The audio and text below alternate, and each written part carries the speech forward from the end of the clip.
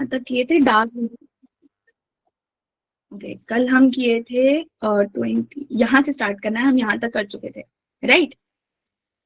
Okay, तो artificial intelligence, what is artificial intelligence? As the name suggest, intelligence क्या होती है? The way that a human does a thing, जो हमारी बाकी ऑर्गेनिजम्स नहीं कर सकते। For example, if I am trying to play chess, no other organism is, इतना दिमाग नहीं होता बाकी किसी ऑर्गेनिज्म में कि मैं वो भी चेस खेल सके मेरे साथ। तो ये होता है इंटेलिजेंस, काइंड ऑफ जो हमारा मानसिक डेवलपमेंट होता है। I am not getting the word right now. जो मानसिक जो we are better than every other organism, that is intelligence. जो हम सोच सकते हैं very differently from other things is called as intelligence, right? तो आर्टिफिशियल क्या है? That is not human. तो what is AI? Field of computer science that focuses on the creation of intelligent machines that can perform tasks that typically require human intelligence. Human intelligence जैसे I think UPSC में एक बार question आया था कि क्या AI story बना सकता है? तो उस समय आया था, मतलब कमीशन ने बोला था कि नहीं, एआई स्टोरीज नहीं बना सकता। But at the present time things are different, right? अभी आप चैट जीपीटी के पास जाओगे, मैंने एक बार प्रेमचंद के बारे में उनके राइटिंग, जो उनका स्टाइल है उसके बारे में क्वेश्चन पूछा था। इतना इतना एक्सक्विजिट उसने आंसर दिया था कि आपको लगेगा नहीं कि उनने पीएचडी नहीं किए जो आंसर कर रहा है। बहुत, it was a very nice answer. तो आज की डेट में सब कर रहे हैं आर्टिफिशियल इंटेलिजेंस। तो what it is saying, that focuses on creation of intelligent machines. Okay, it enables computers to learn from experiences, adjust to new inputs, and perform human-like tasks. ये सेल्फ एक्सप्लेनेटरी है। यहाँ पे हमको क्या ध्यान रखना है कि जो आर्टिफिशियल इंटेलिजेंस है एक अम्ब्रेला टर्म है, इसके अंदर बहुत सारी चीजें आती है। तो artificial intelligence, any technique that enables machine to solve task. तो ये करता कैसा है? एक सॉर्ट ऑफ एल्गोरिदम्स होते हैं। जो कंप्यूटर साइंस के बैकग्राउंड के उनको पता होगा अच्छी तरीके से कि ये एल्गोरिदम्स क्या होते हैं। ये काइंड ऑफ, हम बोलते हैं ना, स्टेप्स होते हैं किसी एक, अगर किसी कंप्यूटर के पास, इस इंटेलिजेंस के पास एक क्वेश्चन आया तो उसको कैसे सॉल्व करना है। फॉर एग्जांपल, दो नंबर्स का एडिशन है, तो उस एडिशन को परफॉर्म करने के कितने स्टेप्स होंगे, कितने स्टेप्स होंगे वो उसको हम बोलते हैं क्या? Operations, right? ये होता है एल्गोरिदम। ये set of operations is known as algorithms, right? तो आर्टिफिशियल इंटेलिजेंस के पास ऐसी टेक्निक्स होती हैं that enables it to solve things like humans do. इसके अंदर एक सबसेट होता है मशीन लर्निंग। मतलब ये टास्क कैसे परफॉर्म करता है, कैसे पता चलेगा आपको? बहुत, आई थिंक 5-6 years बैक, जब गूगल और आई थिंक माइक्रोसॉफ्ट के कुछ चैटबॉट्स आते थे, तो उनसे आप कभी कॉन्वर्जेशन अगर आपने पहले किया होगा तो आपको समझ में आएगा कि ये कैसी बात, अजीब सी, मतलब उसकी जो रिस्पॉन्स करने का तरीका, उससे समझ में आता है हमें कि ये it is not human like. तो इससे बचने के लिए जो हमारे साइंटिस्ट है, they came up with an idea. For example, जो हमारा चैटबॉट है उसको मैंने हाय लिखा, सॉरी, उसने मुझे हाय लिखा, तो मैंने उससे पूछा hi how are you doing, right? तो उसने ये रिस्पॉन्स को कर लिया रिकॉर्ड, ठीक है? तो नेक्स्ट टाइम जब कोई और उसको हाय बोलेगा तो वो उसको रिस्पॉन्स में बोलेगा hi how are you doing. This is machine learning in simple terms, है ना? समझने के लिए बता रही हूँ मैं आपको। तो machine learning is also algorithm that allows the computer to learn. इसके अंदर एक सबसेट आता है आर्टिफिशियल न्यूरल नेटवर्क, जो कि हमारा जो ह्यूमन बॉडी है उसकी सेंट्रल नर्वस सिस्टम को रेप्लिकेट करने की कोशिश करता है। हमारे आज तक जितनी भी ऐसे टेक्नोलॉजिकल एडवांसमेंट्स होती है उसमें बहुत सारे केसेस में पीपल टेक इन्फ्लुएंस, अपन बोलते हैं ना कि एक आइडिया उनको मिलता है from the way the organisms around them, the nature around us works, है ना? तो आर्टिफिशियल न्यूरल नेटवर्क भी एग्जैक्टली सेम है। आपने कभी अपने फोन का बैक कवर, मतलब पूरा अगर आपने डिसमेंटल करने की कोशिश की होगी तो आप देखेंगे उसमें एक पतली पतली लाइन होती है। मदरबोर्ड होते हैं, कंप्यूटर में भी देखा होगा आपने, आप कभी मदरबोर्ड उसका खोल के देखना, उसमें इतनी पतली पतली लाइंस होती हैं, सोल्डरिंग्स होती हैं, कैपेसिटर्स और अलग अलग चीजें लगी रहती है। उसके बीच में आप जो पतली लाइंस देखते हैं ना, उस टाइप का होता है हमारा कुछ न्यूरल नेटवर्क। तो इस न्यूरल नेटवर्क को ये मशीन लर्निंग का सबसेट होता है, विच इज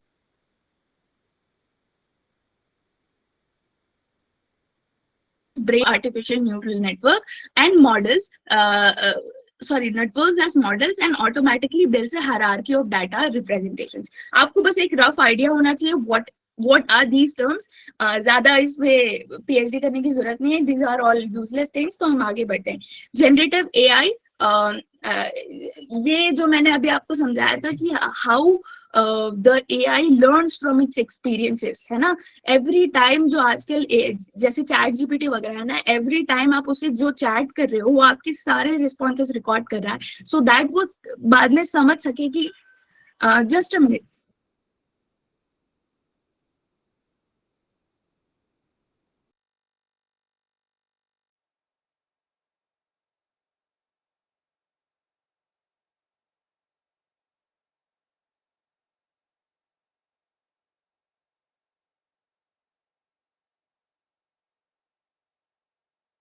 मेरी हाउस हेल्प आती है इस समय, तो अभी बेल बजा था तो आई हैड टू गो.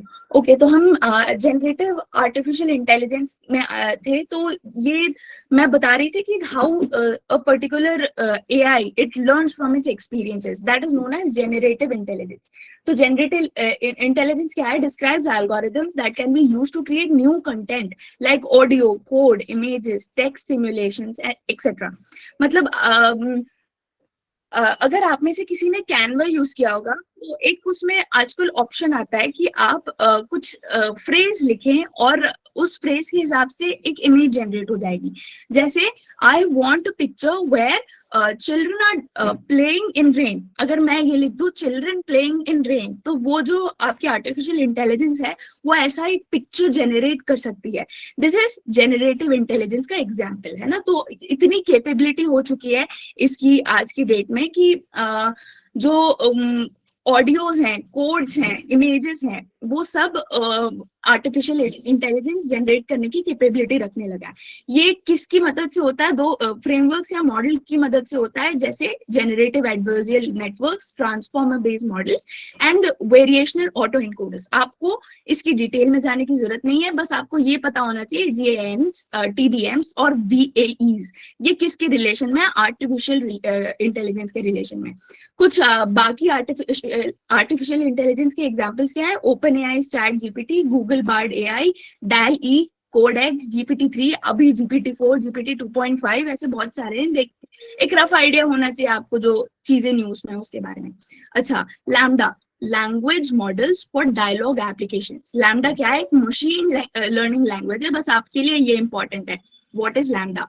एक मशीन लर्निंग लैंग्वेज मॉडल है जो मिमिक करता है ह्यूमंस को. ठीक है, ये क्रिएट किया गया था Google as a chatbot. That is what is necessary. बाकी सब बहुत ही ज्यादा फालतू की न्यूज है. अच्छा, इसमें एक चीज मुझे देखनी थी, मुझे बतानी थी आपको, जो ये है ना ट्रांसफॉर्मर आर्किटेक्चर. ट्रांसफॉर्मर आर्किटेक्चर पहली बार गूगल का एक चैट बॉट था, उसका नाम था ब्रेन. उसके साथ स्टार्ट हुआ था 2017 में. ठीक है, इतने ही न्यूज इंपॉर्टेंट है. नेक्स्ट न्यूज में आते हैं हम, ग्लोबल पार्टनरशिप ऑफ एआई. इसको एक्रोनिम करके बोला गया है GPI. तो India took over the chair of global partnership on AI from France. ये हल्की सी इंपॉर्टेंट न्यूज है. मतलब आपको आइडिया होना चाहिए कि इंडिया अभी चेयर कर रहा है GPI को.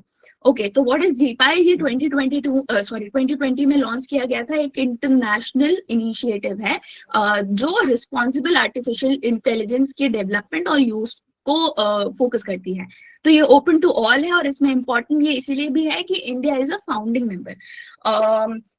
इसमें सेक्रेटेरिएट इसका दिया गया है organisation of economic cooperation and development. अच्छा, organisation of economic cooperation and development actually मतलब अपन बोलते हैं ना, जो इसका ओरिजिनल था OEEC, I think organisation for economic, European economic cooperation ये नाम था उसका. वो एस्टैब्लिश हुआ था 1948 में. बट जब इसमें कनाडा और UK, नहीं USA, यस, जब कनाडा और USA इसमें ऐड हो गए थे 1961 में, तो इसका नाम चेंज करके OEEC का नाम चेंज करके कर दिया गया था OECD. इसका headquarters, if I am not wrong, is Paris. Yes, Paris, France. India member नहीं है बट बात करता रहता है OEE से. इससे रिलेटेड एक इम्पॉर्टेंट रिपोर्ट है जो मुझे अभी याद आ रही है, और भी है बट मुझे अभी जो याद आ रही है वो है इंटरनेशनल माइग्रेशन आउटलुक. बस माइग्रेशन आउटलुक बहुत ही गंदी राइटिंग है, सॉरी आई डोंट नो आई क्या हो जाता है जब मैं ये ग्राफिक टैबलेट यूज करती हूँ। तो आप बस ध्यान रखिएगा, कुछ ये ऐसी इंपॉर्टेंट चीजें जो आपको दिख जाती है पीटी 365 में, उसके बारे में एक रफ आइडिया होगा। अभी आपको लग रहा होगा कि ये सब कैसे याद होता होगा। कॉन्टिन्यूसली जब आप ये प्रोसेस करते रहते हैं ना, हर बार every time you come across OECD, आपने एक बार खोल के देख लिया गूगल, आपने सर्च कर लिया, तो फिर एक टाइम के बाद 2-3 बार के बाद याद हो जाता है ना। ओके, फिर आते हैं हम responsible AI for youth 2022 national e governance division. ये बस आपको याद रखना है, रिस्पॉन्सिबल एआई फॉर यूथ, ये आता है माइटी के अंदर। माइटी ने कोलैबोरेशन किया है इंटेल के साथ, काय के लिए, ताकि all school student studying, all है ये बात ध्यान रखना, पर studying from classes 8 to 12 across India, इसमें उनको आर्टिफिशियल इंटेलिजेंस से रिलेटेड स्किल्स वो डेवलप कर पाए इससे रिलेशन में। अब आते हैं हम नेक्स्ट टॉपिक पे, that is 4D printing. Last year की पीटी 365 में 3D प्रिंटिंग था टॉपिक में, तो हम दोनों हल्का हल्का देख लेते हैं। तो 4D प्रिंटिंग क्या है, पहले 3D प्रिंटिंग देखते हैं। जैसे फॉर एग्जांपल हम 2D प्रिंटिंग जो देखते हैं, अब हम रोज करते हैं, जैसे पीटी 365 की आपकी प्रिंट आउट चाहिए, तो ऐसे आपका पेपर निकलता है, इस पेपर में कुछ लिखा रहता है, दिस इज 2D प्रिंटिंग। अब मुझे आजकल की, अभी मैंने आई थिंक कल या परसों की न्यूज देखी, बैंगलोर में पोस्ट ऑफिस बन रहा है 3D प्रिंटिंग से। तो करते कैसे हैं ये, फॉर एग्जाम्पल मुझे ये वास है, इसको करना है प्रिंट, ठीक है, मैं एक एग्जाम्पल दे रही हूँ कि होता क्या है 3D प्रिंटिंग। तो ये क्या करता है, लेयर बाय लेयर प्रिंट करना स्टार्ट करता है। स्पेसिफिक मटेरियल होता है, ऑफ कोर्स ये पेपर नहीं होगा, कुछ स्पेशल मटेरियल होता है जो इस एडिसिव को, मतलब इस बड़े से स्ट्रक्चर को कंबाइन करके रख सके। तो फॉर एग्जांपल अगर मेरा वास है ऐसा, थोड़ा अपन ऐसा वाला शेप लेते हैं समझाने के लिए, रुको मेरे को जरा डिलीट करने दो, है ना। तो एक ऐसा वास है, सपोज मुझे प्रिंट करना है, तो ये प्रिंट कैसे करना स्टार्ट करेगा, ये वाला पहले स्टार्ट करेगा और इसकी डायमेंशन होगी इतनी। जब वो नेक्स्ट वाला जाएगा तो इसका जो डायमेंशन देखिए, डायमीटर जो भी इसको बोलते हैं, ये डायमीटर बढ़ जाएगा ना, फिर ये नेक्स्ट वाला डायमीटर फिर बढ़ जाएगा। तो ये ऐसे ऐसे मतलब लेयर बाय लेयर प्रिंट करना स्टार्ट करता है और उसके बाद एक स्ट्रक्चर बन जाता है। तो this is what is 3D printing. Start वो 2D से ही करता है, पर ऐसे स्ट्रक्चर वो जेनरेट लेयर बाय लेयर करता जाता है कि फाइनल हमारा जो प्रोडक्ट होता है वो हमें 3D में दिखता है। 3D क्या होता है, जिसकी लेंथ भी होती है, ब्रेड्थ भी होती है और हाइट भी होती है, ठीक है।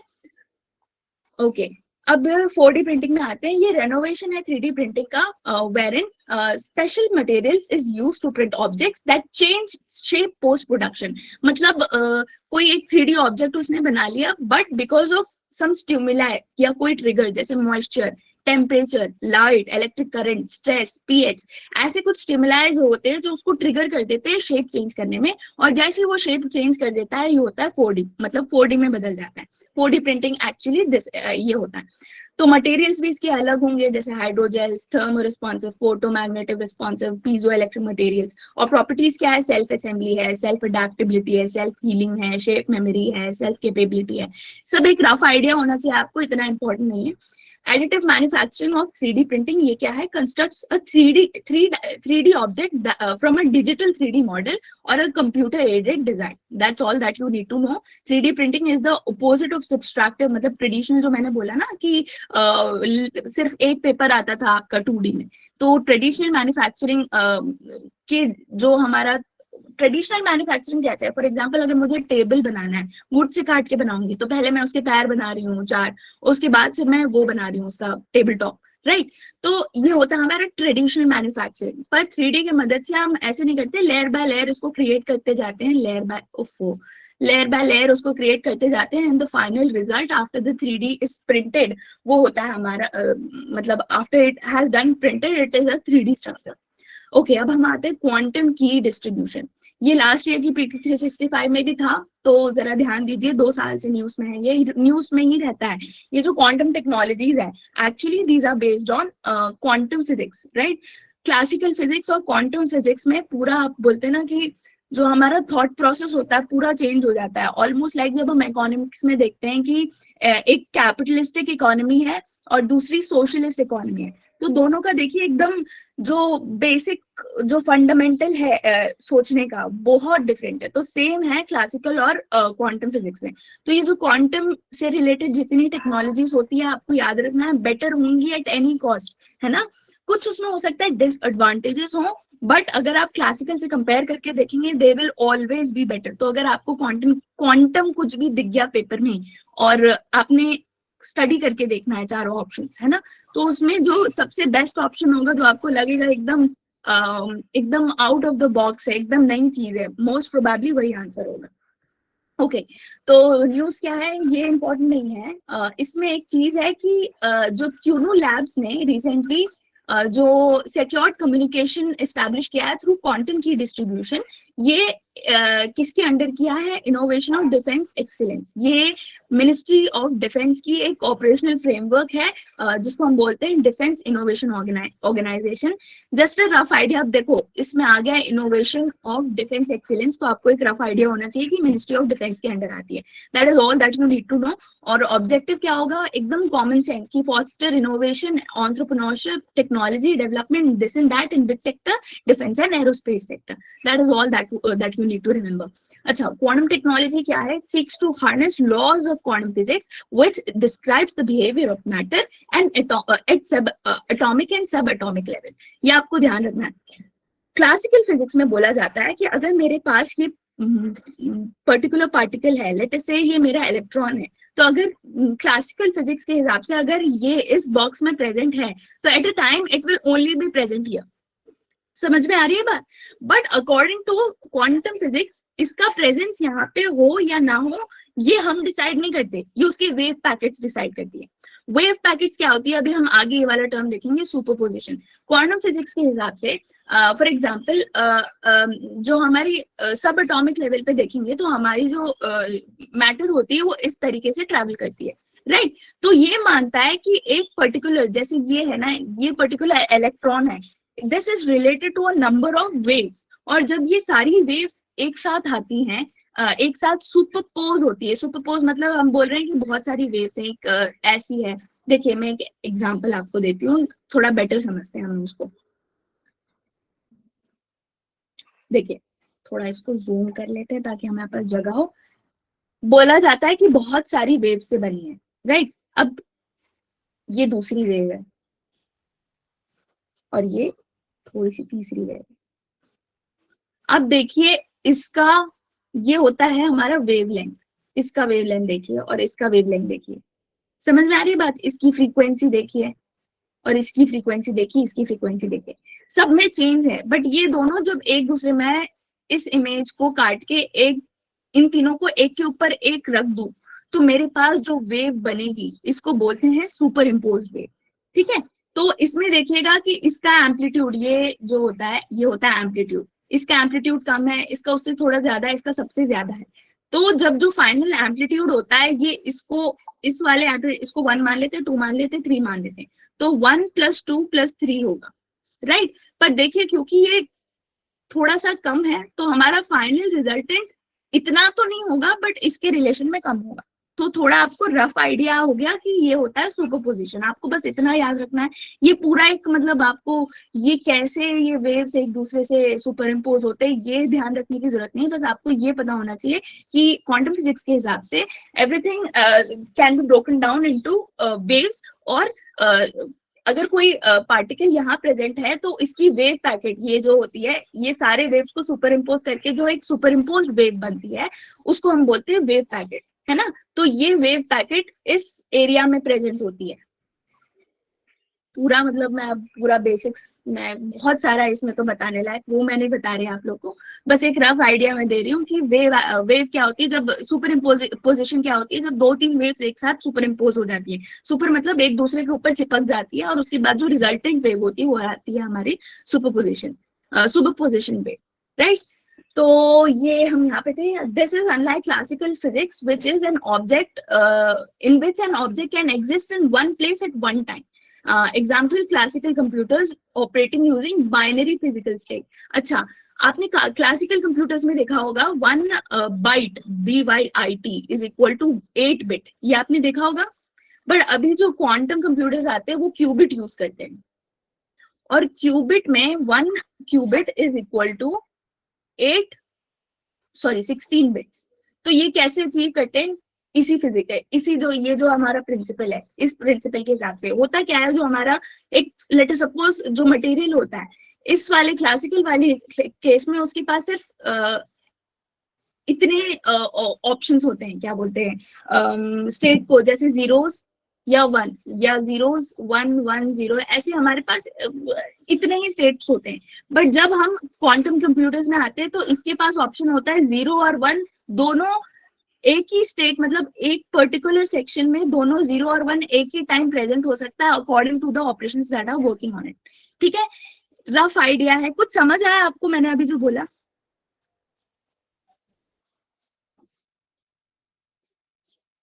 एनीबडी, कोई चैट कर दीजिए, हाँ नो कुछ बोलिए। आगे बढ़ू मैं? यस है? Right right, okay okay. तो ये सब आपको याद नहीं रखना, बस आपको ये याद रखना है कि जैसे क्यूबिट है तो वो 16 बिट्स होगा। मैं बस आपको मैकेनिज्म समझा रही हूँ कि ये कैसे प्रेजेंट रहते हैं, मतलब हाउ इज इट पॉसिबल। लगता है ना हमें, हमारा जब क्या बोलते हैं, जब हम क्लासिकल से नए इसमें आते हैं तो पूरे हमारी पूरी जो बेसिक अंडरस्टैंडिंग है पूरी चेंज हो जाती है क्वांटम फिजिक्स में। ठीक है, ओके। तो क्वांटम कंप्यूटिंग क्या होता है? Uses qubit. क्यूबिट मैंने बताया 1 qubit is equal to 16 bits. Typically sub atomic particles is a basic unit of information instead of binary bits. तो बाइनरी बिट्स क्या होता है? या तो 0 या 1 प्रेजेंट हो, बट क्यूबिट में क्या है, 0 और 1 एक साथ प्रेजेंट हो सकते हैं according to the need of the computer. ठीक है, ये आपको दिमाग रखना है, मतलब you have to keep this in mind. Okay, what is quantum communication? Uses quantum bits, typically photons for lights for transmitting data along optical cables. Includes technologies like quantum key distribution, quantum random number, quantum random number generation, etc. अच्छा, quantum simulation क्या है? ये जो है ना quantum key distribution, अभी आगे देखेंगे हम, अभी सिर्फ क्वांटम पे आए, क्वांटम कंप्यूटर्स पे आए, right? Okay, quantum simulation specially designed quantum computers constructed for the purpose of simulating materials or chemical responses. Quantum sensing and metrology uses particles such as photons and electrons as highly sensitive sensors and current technologies related to the measurement of gravitation. Not that very important, you should have a rough idea about these things. ये जो चीजें भी है ना, जो terms दिए हैं, इसके बारे में आपको एक रफ आइडिया होना चाहिए। क्वांटम आपने एक बार जान लिया तो आपको समझ में आ जाएगा, it will be in every sense कुछ बेटर ही होगा वो पुराने वाली चीजों से। तो आपको बस ये याद रखना है, तो आपको एमसीक्यू मार्क करने में आसानी हो जाएगी। Okay, what we are seeing next, this is quantum key distribution. ये कहा जाता है कि जब जो वेव होती है, एक पर्टिकुलर वेव होती है, अगर ऐसी है तो एक हमारे पास एक टर्म होता है called as entanglement. Entanglement English में क्या होता है? इंटरट्वाइन होना। जैसे अगर मेरे पास ये रिबन है और दूसरा रिबन है, कई बार होते हैं ना हमारे ईयरफोन्स, ये इतने ज्यादा जो वायर्ड ईयरफोन्स होते हैं, उसको अगर हम गोल करके रख दें और कुछ दिनों बाद उठाएं तो उनको मतलब उसको सुलझा के दोनों कान पे पहुंचने तक आधे घंटे हो जाते हैं। तो वो होता है एंटेंगलमेंट। क्या? एक दूसरे मतलब एक दूसरे में इतने ज्यादा इंटरट्वाइंड होना कि उनको अलग करना मुश्किल हो जाता है। यही केस होता है हमारे वेव्स में, इसको बोलते हैं हम entanglement. Is a very beautiful concept. इसका कहना होता है कि अगर मेरे पास इस स्टेट में कोई वेव है, इस स्टेट में, तो यूनिवर्स में कोई ऐसी वेव 101% होगी जो इस वेव को डिफाइन कर सके। लेट अस सपोज मेरे पास ये वेव है, तो ये एंटेंगलमेंट की थ्योरी ये कहती है कि ये जो हमारा वेव है और ये वेव है, यूनिवर्स के किसी भी कोने में पड़ी हो, बट ये वेव इसको डिफाइन करने की प्रॉपर्टीज रखेगी। एंड लाइकवाइज इस वेव के पास इसको डिफाइन करने की प्रॉपर्टी होगी। ये बिल्कुल लेमन टर्म्स में है, मतलब बिल्कुल एकदम बेसिक ऐसा, मतलब मैं किसी को अगर कोई मेरा फिजिक्स का मेरे जैसा मेजर हो तो उसको मैं इस लैंग्वेज में समझाऊंगी तो वो हंसेगा मुझ पे। मैं बिल्कुल एकदम बेसिक आपको बस समझाने के लिए बता रही हूँ, because this is not important. आपको बस एंटेंगलमेंट पता होना चाहिए। क्या है एंटेंगलमेंट? दो वेव्स का ऐसा इंटरट्वाइन कनेक्शन कि अगर मैं एक को समझने की कोशिश करूं दूसरे की मदद से तो पॉसिबल है। That is what is quantum entanglement. ये होती है theory, a situation in which two or more quantum particles are linked in such a way that it is impossible for them to be described independently, but measurements from one particle can be used to instantly draw conclusions. आपने ये movies में देखी होगी, teleportation जो होता है ना, teleportation, ये कॉन्सेप्ट एंटेंगलमेंट से ही स्टार्ट हुआ है। अभी हमारे साइंटिस्ट 140 किलोमीटर तक टेलीपोर्ट करने में कामयाब हुए हैं, बट द प्रॉब्लम इज जब फॉर एग्जांपल मैंने यहाँ से एक ऑब्जेक्ट टेलीपोर्ट किया, जब वो किसी और एरिया में 140 किलोमीटर तक पहुंचता है तब तक इसका जो हम बोलते हैं ना, ये बिल्कुल डिस्ट्रॉय हो जाता है। इस फेज में, इस पर्टिकुलर जो जिस फेज में इसको मिला है, यहाँ तक पहुंचते पहुंचते या तो वो डस्ट हो जाएगा या उसकी पूरी स्ट्रक्चर एकदम डिस्ट्रॉय हो जाती है। तो उस पर हम अभी काम कर रहे हैं, ये इसी से स्टार्ट हुआ है। मतलब ये जो हम बोलते हैं ना कि ये जो टेक्नोलॉजी एंटेंगलमेंट की, इसका बहुत मेजर काम होता है वहां पे। Okay, quantum key distribution is a secure communication technology that uses quantum physics to construct a cryptographic protocol. Cryptographic क्या होता है? Coding and decoding. आप ये एग्जाम में आपने एक पढ़ा होगा ना, कोडिंग एंड डिकोडिंग की कुछ वर्ड्स होते हैं, उसको हम मान लेते हैं कि एनीथिंग वुड बी दिस, या कुछ जैसे क्वांटम है, इसको मैंने ये वाला मार्क कर दिया, इसको मैंने स्टार मार्क कर दिया, इसको मैंने सर्कल मार्क कर दिया, 3-4 और आपके पास ऐसे सेंटेंसेस होते हैं और उसके बाद उससे आपको डिकोड करना रहता है। This is called as cryptography, है ना। तो क्या बोल रहा है physics to construct a cryptographic protocol. ये क्या होता है cryptographic protocol? Why is it necessary? So as to ensure कि कोई फॉरेन जो पर्सन है जो स्पाई कर रहा है हम पे, है ना, वो हमारी डेटा को चुरा ना पाए। जैसे आप देखते होगे व्हाट्सएप में कि ये दोनों एंड टू एंड एनक्रिप्टेड है, मतलब कोई बीच में से अगर कोई इंसान आ जाए, मतलब कोई एंटिटी आ जाए, कोई फॉरेन एंटिटी आ जाए, तो वो आपकी मैसेजेस को डिकोड ना कर पाए, ऐसे एनक्रिप्टेड है। That is what it mean, right. तो it allows two parties to generate a shared secret key that can be used to encrypt and decrypt messages. Okay. इसके बाद आते हैं ट्रेडिशनल क्रिप्टोग्राफी क्या थी। सिक्योरिटी को रीच करने के लिए मैथमेटिकल प्रॉब्लम्स को यूज करती थी। जैसे कुछ सेट ऑफ ऑपरेशंस लगा दिया, प्लस लगा दिया, माइनस लगा दिया, डिवीजन लगा दिया, ऐसे सेट ऑफ ऑपरेशन से क्रिप्टोग्राफी मतलब सिक्योरिटी इंश्योर करती थी। बट जो ये क्वांटम मैकेनिक्स होती है, ये क्वांटम की डिस्ट्रीब्यूशन है, ये क्वांटम लॉ ऑफ फिजिक्स को के थ्रू इस चीज को अचीव करने की कोशिश करती है, किसको? सिक्योरिटी को। और ये दो सच ऐसे लॉज कौन से? Superposition and entanglement. That is all that you need to remember in this. ये जो मैंने बताया कि सुपरपोजिशन कैसे कहाँ वर्क करता है, ये सब आपको याद रखने की जरूरत नहीं है। एक रफ आइडिया जो मैंने दिया, ये जो लिखा हुआ है यहाँ पे, एक रफ आइडिया आपको पता होना चाहिए। दैट इज व्हाट, मतलब that is only, that is important. फिर हम आते हैं क्वांटम इंटरनेट पे। ये क्या है? जो क्वांटम इंटरनेट होता है, ये बेस्ड होता है theoretical use of quantum computers to construct a new kind of network. बस हल्का सा आपको ये पता होना चाहिए क्या है क्वांटम इंटरनेट।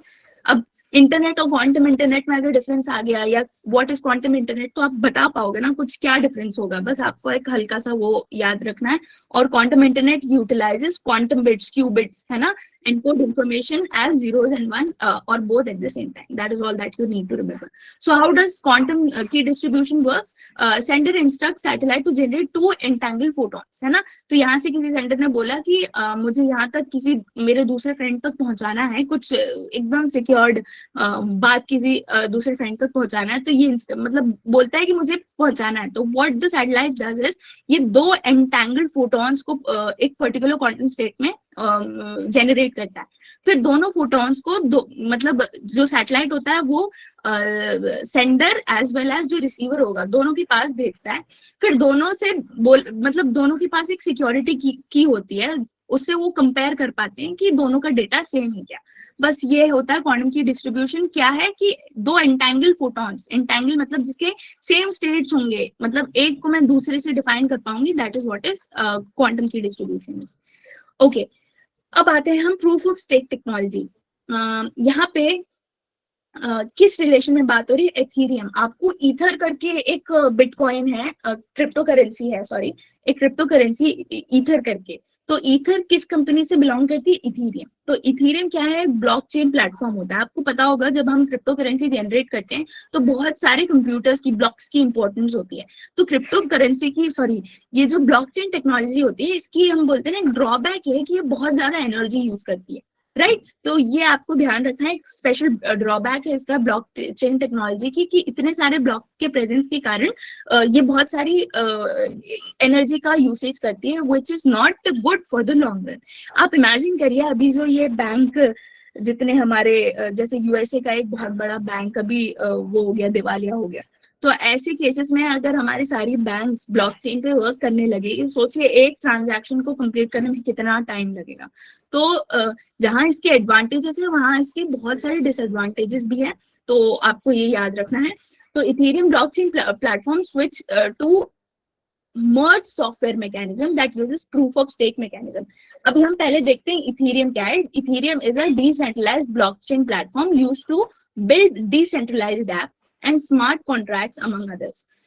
बस ये याद रखना है कि Ethereum is a decentralized blockchain platform, बस ये याद रखना है। What is blockchain? Blockchain is something जहाँ पे एक पर्टिकुलर ट्रांजैक्शन को हमें अगर उसको लेजिटिमेट मानना है तो कई ब्लॉक्स होते हैं, और इन ब्लॉक्स को के पास ये डेटा पहुंचता है इस ट्रांजैक्शन का, और जब ये सारे ब्लॉक्स इस ट्रांजैक्शन को वेरीफाई कर देते हैं तो वो ट्रांजैक्शन लेजिटिमेट माना जाता है। तो दिस इज ब्लॉकचेन। ठीक है, तो ये क्या है? प्रूफ ऑफ इससे अच्छा 2 मिनट। Merge as a software, merge is a software aimed at slashing energy consumption to the way transactions are validated on Ethereum blockchain। तो merge क्या है? Software related to what? Blockchain। That is all that you need to remember। Blockchain में समझा चुकी हूँ क्या है।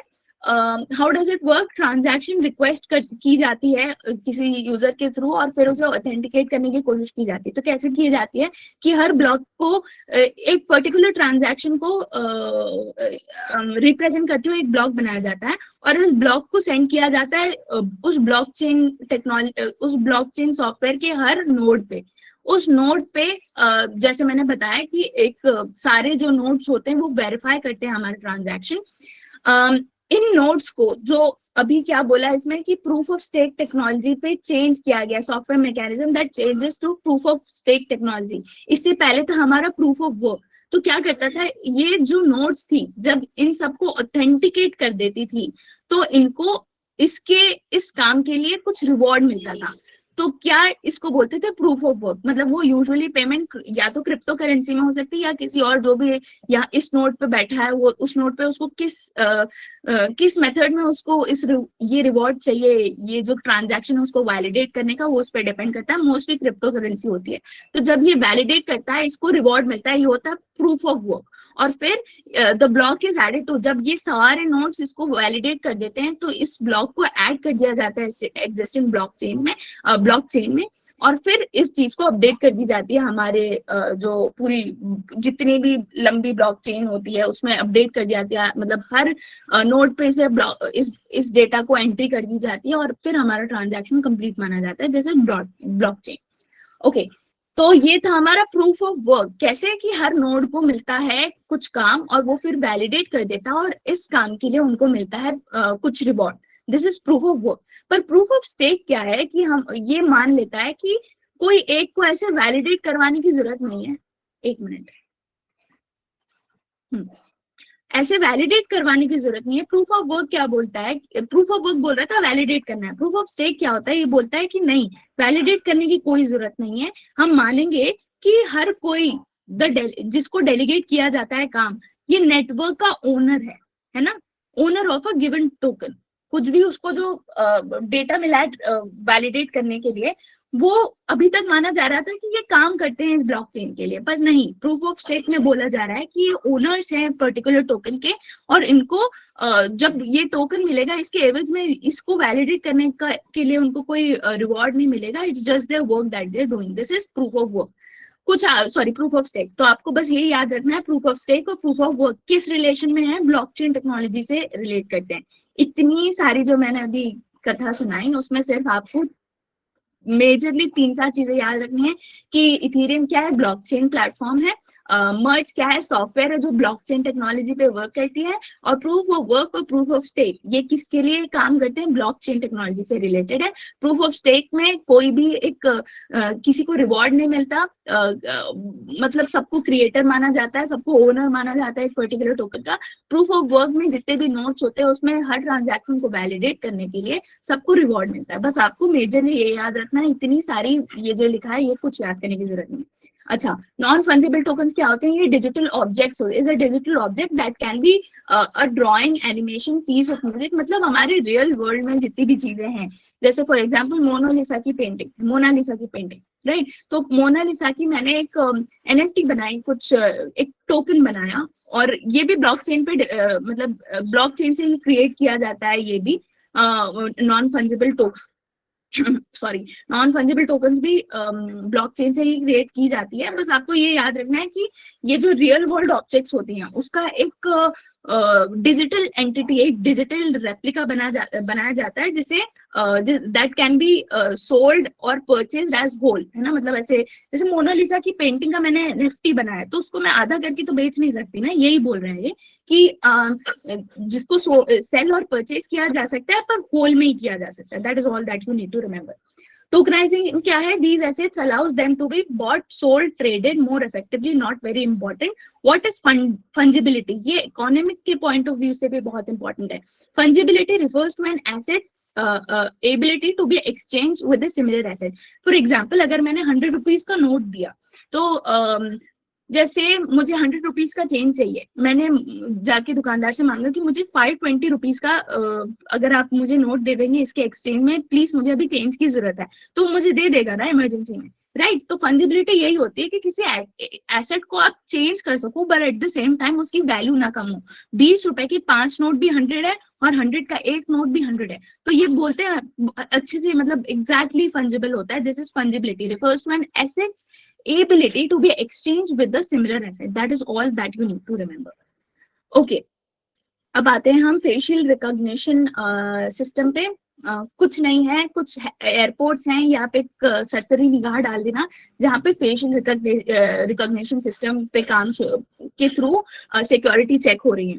अब एयरपोर्ट में देखा होगा कि एकदम बेल्ट तक उतरवा लेते हैं वो क्या बोलते हैं, सिक्योरिटी चेक के नाम पे। तो फेशियल रिकॉग्निशन से ये हैसल फ्री हो सकता है, बहुत सारी इसमें हमें फायदा हो सकता है अगर ये फेशियल रिकॉग्निशन से सिक्योरिटी चेक हो जाए तो, राइट। तो what is facial recognition system? It is a way of identifying, confirming an individual's identity using their face. अगर आप गूगल फोटोज यूज करते होंगे तो उसमें भी ये ऑप्शन होता है, जहाँ पे अगर आपके कुछ फ्रेंड्स हैं तो वो पूछता है कि ये पर्टिकुलर चेहरा किसका है। तो एक बार अगर उसमें आप लिख दे कि ये मेरा फ्रेंड है, लेट से मेरी कोई फ्रेंड है अनामिका, लेट से मेरे कोई फ्रेंड है ऋषभ, राइट, ये दो नाम है। अगर मेरे आप कभी ट्राई करके देखना, गूगल फोटो में आपने ये दो नाम डाल दिए एक पर्टिकुलर चेहरे पे, तो नेक्स्ट टाइम आप जितने भी पिक्चर्स क्लिक करेंगे और उसमें ऋषभ या अनामिका होंगे, उनका अलग एक अलग एल्बम बन जाता है। तो ये कैसे होता है? फेशियल रिकॉग्निशन से होता है ना। कैसे वो सिमेट्री पढ़ने की कोशिश करता है, कैसा चेहरा, क्या क्या इसमें कॉमन है, ये भी आर्टिफिशियल इंटेलिजेंस से ही होता है। तो आपको ये ध्यान रखनी है, बस ये याद करना है कि क्या है ये, what is actually facial recognition system. और ये पार्ट है डिजी यात्रा इनिशिएटिव की, जो कि आता है ministry of civil aviation. That is all that you need to know. अब ये सब क्या है कि एप्लीकेशंस ऑफ फेशियल रिकॉग्निशन है, एक सरसरी निगाह डाल लीजिएगा। कंसर्न्स क्या हो सकता है आपको, अब सबको पता है, कॉमन सेंस है ये, है ना। एक्सटेंडेड रियलिटी, ये जो extended virtual reality, augmented reality, mixed reality, ये जितनी भी टाइप की अलग रियलिटीज होती हैं, ये सब हमारी, इसको गवर्न कौन करता है? MIT, ministry of electronics and information technology, right. तो एक्सटेंडेड रियलिटी के अंदर एक कलेक्टिव टर्म है जिसमें ऑगमेंटेड रियलिटी आती है, मिक्स्ड रियलिटी आती है, वर्चुअल रियलिटी आती है। तो ऑगमेंटेड रियलिटी क्या है?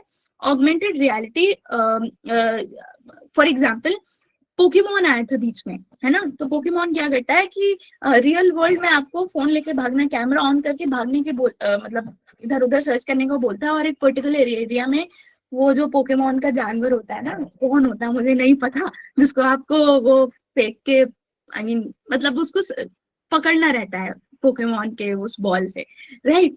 तो वो जो पोकेमॉन गेम था वो ऑगमेंटेड रियलिटी पे बेस्ड था। आपके पास रियल मैप होते हैं, रियल वर्ल्ड मैप होते हैं, और उस रियल वर्ल्ड मैप में कुछ एरियाज होते हैं जहाँ पे आपको जाना रहता है, उस पर्टिकुलर जो पोकेमॉन का जो भी वो अवतार होता है उसे पकड़ना रहता है, राइट। तो दिस इज ऑगमेंटेड रियलिटी, जहाँ पे हम रियल वर्ल्ड की इमेजेस को भी यूज करते हैं, रियल वर्ल्ड वीडियोस भी यूज करते हैं, उसके अलावा हम जो वर्चुअली उसमें चीजें ऐड कर दे उसे भी यूज करते हैं। ओके, मिक्स्ड रियलिटी क्या है? Users interact with responsive virtual elements integrated. अभी तक इसमें क्या है कि जो हमारी ऑगमेंटेड रियलिटी थी उसमें रियल वर्ल्ड तो था पर बाकी चीजें इमेजेस थी, बट मिक्स्ड रियलिटी में जैसे कोई मॉन्यूमेंट है तो उस मॉन्यूमेंट को भी मिक्स रियलिटी में पार्ट बना लिया जाता है, और फिर आप उस रियलिटी में उस मॉन्यूमेंट को कंस्ट्रक्ट कर सकते हैं। जैसे मैं एक एग्जांपल दे रही हूँ, है ना, वहां उस रियलिटी में आप उस रिलेशन में काम कर सकते हैं। और वर्चुअल रियलिटी क्या होती है? पूरा वर्चुअल होता है, आपको आंखों के सामने एक बॉक्स पहनना रहता है और वो पूरा वर्चुअली आपको एक स्पेस क्रिएट करता है जहाँ पे आप वहां पे इंटरेक्शन कर सकते हो, जो भी करना है कर सकते हो। जैसे मेटा होता है, अभी फेसबुक का मेटा कभी आप यूज करके देखिएगा, उसमें पूरे एकदम अलग ही सिनेरियो होता है। You have to wear that particular VR sets, और फिर उस पे आप ट्रैवल कर सकते हो अलग अलग जगह पे, तो that is virtual reality. Okay, अब आते हैं हम RFID में। ये वाली न्यूज इंपॉर्टेंट नहीं है, क्या है इसमें इंपॉर्टेंट? अच्छा, ये पूछा जा सकता है कि क्या RFID को हम ट्रैक चेक इन लगेज को ट्रैक करने के लिए या जो भी ऐसे सामान है उसको ट्रैक करने के लिए यूज कर सकते हैं? तो हाँ, यूज किया जा सकता है। तो what is RFID? It is a wireless system. बस इंपॉर्टेंट चीजें बता रही हूँ कि इसमें क्या, क्योंकि देखिए बताने के लिए तो अपन बहुत सारा कुछ पढ़ सकते हैं, बस एग्जाम पॉइंट ऑफ व्यू से हमें क्या इंपॉर्टेंट है बस वो देखना है कि RFID क्या है। एक वायरलेस सिस्टम है जिसकी मतलब रीड करने की फ्रीक्वेंसी किस पे डिपेंड करती है कि जो हमारा रेडियो फ्रीक्वेंसी उसकी रेंज क्या है। तो रेंज 300 गीगाहर्ट्ज भी हो सकती है और 900 किलोहर्ट्ज भी हो सकती है, तो उसकी रेंज पे डिपेंड करता है कि कितने दूर से आप पर्टिकुलर RFID को यूज कर सकते हैं। और ये इसका जरूरी नहीं होता कि ये डायरेक्ट लाइन पे रहे। आई think if I am not wrong, आप लोग जरा बताइएगा चैट में कि जो हमारा फास्ट टैग था वो RFID टेक्नोलॉजी पे ही था ना? किसी को पता है? हाँ, right right right right,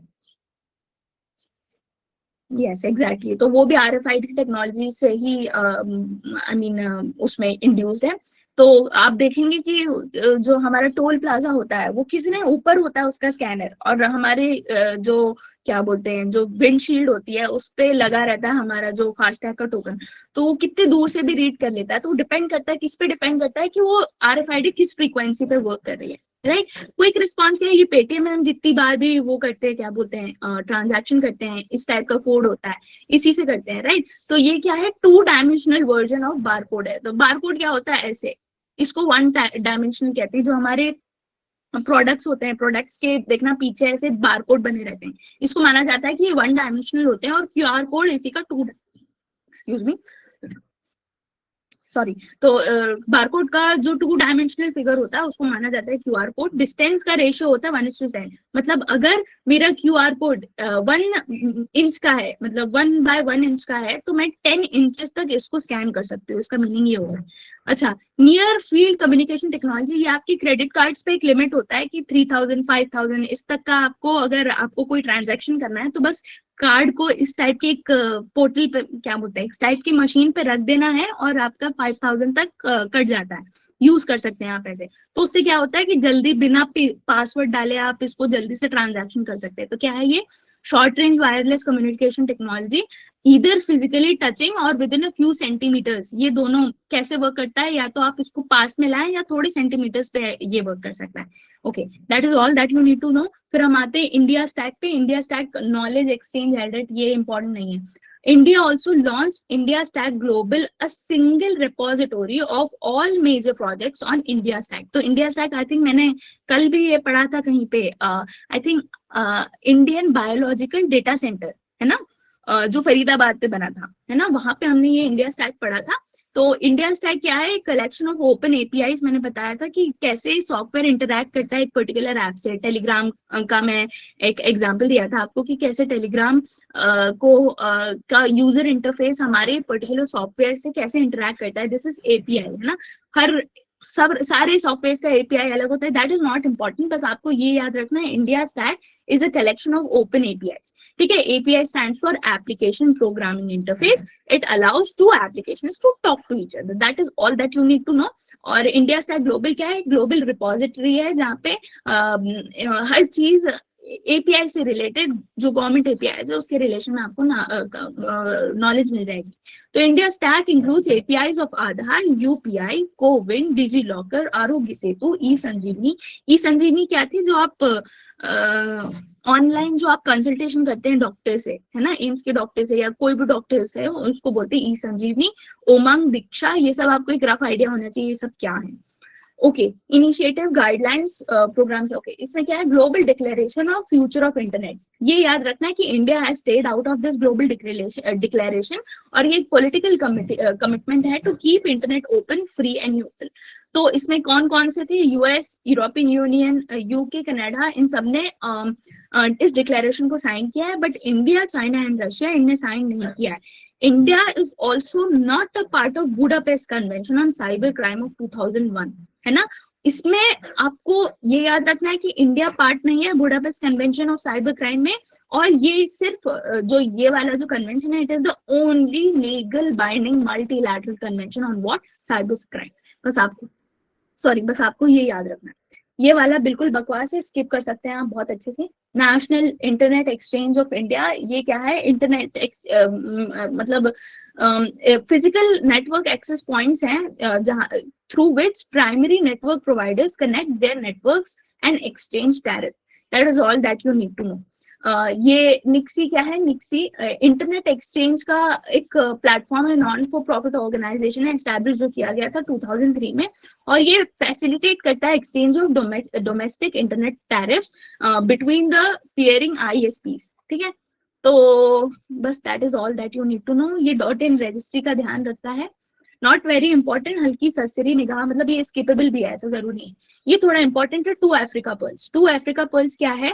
is one of the world's longest subsea cable system that will ultimately interconnect countries in Africa, Asia and Europe, है ना।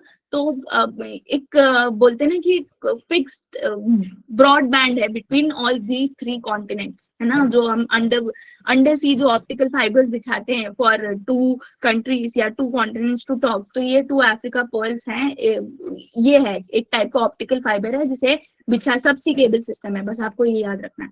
अच्छा, global lighthouse network. Global lighthouse network जो है ये world economic forum का initiative है in collaboration with McKinsey and company.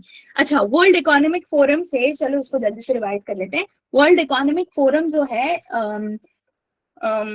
I think एक Swiss non for profit organisation है जिसे 1971 में एस्टैब्लिश किया गया था जेनीवा, स्विट्जरलैंड में। एनुअली एक समिट होता है इनका जिसको हम बोलते हैं world economic summit, sorry forum, जो कि दावोस में होता है एनुअली। ये इंपॉर्टेंट है इसके रिलेशन में। और मेजर रिपोर्ट्स बोला जाए तो एनर्जी ट्रांजिशन इंडेक्स होगा, ग्लोबल कॉम्पिटिटिव इंडेक्स होगा। अच्छा, ये जितने भी, जैसे अभी मैं बोल रही हूँ कुछ रिपोर्ट्स का नाम, global IT report, global gender gap, global risk, global travel plus tourism, ये जो रिपोर्ट्स है, देखिए इसमें कॉमन चीज है, ग्लोबल का यूज किया जाता है। तो कई बार क्या होता है कि एग्जाम में पूछ ले कि कोई ऐसा इंडेक्स है जैसे ग्लोबल से स्टार्ट हो रहा है और आपको कोई आइडिया नहीं है कि वो रिपोर्ट कौन पब्लिश करता है, और अगर एमसीक्यू में ऑप्शन है आपका वर्ल्ड इकोनॉमिक फोरम का, तो आप उसको मार्क करके आइएगा। 70 to 80% चांसेस है कि वर्ल्ड इकोनॉमिक फोरम ही राइट आंसर हो। मोस्टली इनके सारे रिपोर्ट्स ग्लोबल से ही स्टार्ट होते हैं। ऐसा एक और मेरे पास है जो होता है हमारा एफएओ। एफएओ क्या है?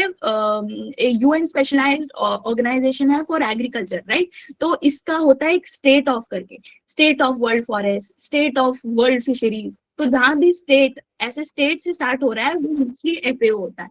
ऐसा थोड़ा आपको मतलब एक बोलते हैं ना एक रफ आइडिया होना चाहिए कि क्या है ये, मतलब अब सारे आप रिपोर्ट्स तो याद नहीं कर सकते ना, तो एक थोड़ा सा एक रफ आइडिया मैं आपको बता रही हूँ कैसे आप अपने एमसीक्यूज को सही कर सकते हैं। ओके अच्छा, स्विट्जरलैंड को अगर देखें थोड़ी सी अपन, क्योंकि ये वर्ल्ड इकोनॉमिक फोरम जो है इसका हेडक्वार्टर्स कहाँ पे है, जिनीवा स्विट्जरलैंड में, राइट। तो स्विट्जरलैंड क्या है, एक लैंड लॉक कंट्री है, ऊपर आई थिंक जर्मनी है, लेफ्ट में स्पेन है इसके, नीचे इटली है, और आई थिंक राइट में ऑस्ट्रिया है। तो ये हमने एक लैंड लॉक कंट्री है, इसका जल्दी से मैपिंग भी कर लिया। ओके, आईटीयू ये हमने कल पढ़ा था। अच्छा, आईटीयू भी मैं कल आपको बताना भूल गई थी, ये यूएन स्पेशलाइज्ड एजेंसी है। कुछ यूएन स्पेशलाइज्ड एजेंसीज हैं जो आपको मतलब रफ आइडिया होना चाहिए, जैसे यूनिसेफ है, यूएनडीपी है, यूएनईपी है। ये यूएनडीपी यूएनईपी तो आगे हम करते रहेंगे। आईटीयू है वैसे एक इंटरनेशनल मेरीटाइम ऑर्गेनाइजेशन है। तो आपको एक रफ आइडिया होना चाहिए कि ये सब यूएन स्पेशलाइज्ड एजेंसी है, क्योंकि even a single word in the MCQ can help you कि ये मतलब पर्टिकुलर क्वेश्चन को सही करने में और गलत करने में डिसिसिव फैक्टर हो सकता है, राइट। तो डिजी लॉकर क्या है, मिनिस्ट्री ऑफ माइटी के अंडर है, has enabled DigiLocker to store and access health records of individual pertaining to Ayushman Bharat digital mission. Not that very important, बस आपको ये याद रखना है डिजिटल लॉकर किसके अंडर आता है, फ्लैगशिप इनिशिएटिव है माइटी के अंदर। ओके, ये इंपॉर्टेंट नहीं है, बस आपको ये पता होना चाहिए भारत टेक्नोलॉजी बैंक ये क्या है, it offers Indian patents to needy countries at nominal fee. तो भारत टेक्नोलॉजी क्या है, पेटेंट्स प्रोवाइड करता है नीडी कंट्रीज को at nominal fee. Digicom intellectual property management board, not very important, skip किया जा सकता है।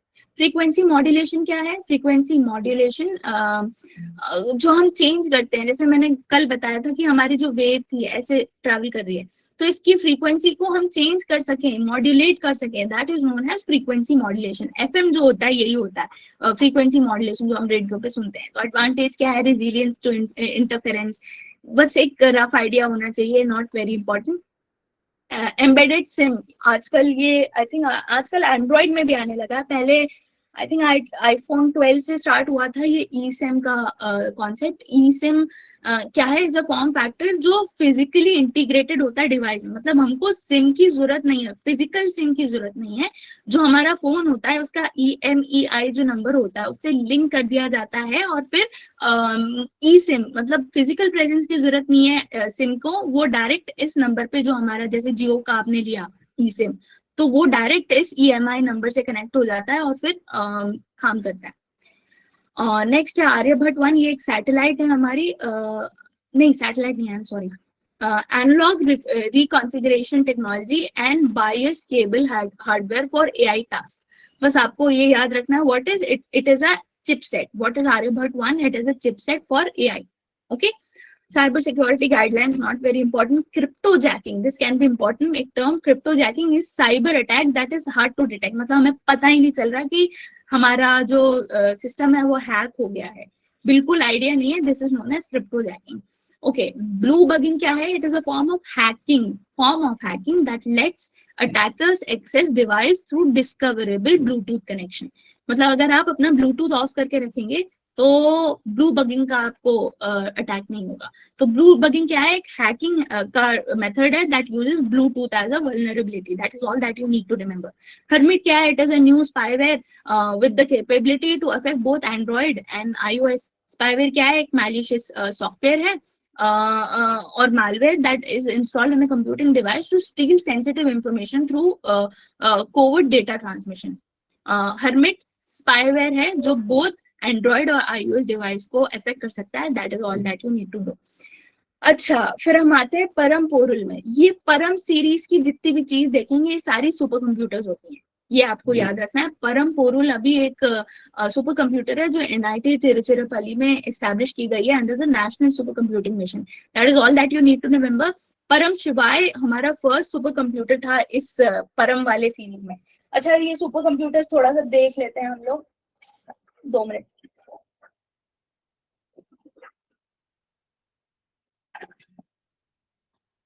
ओके राइट, तो हमारा जो परम सीरीज का पहला सुपर कंप्यूटर था 8000, ये आपको ध्यान रखना है। परम सीरीज का सुपर कंप्यूटर है ये, मतलब परम जो भी आता है ये सारे सुपर कंप्यूटर्स हैं।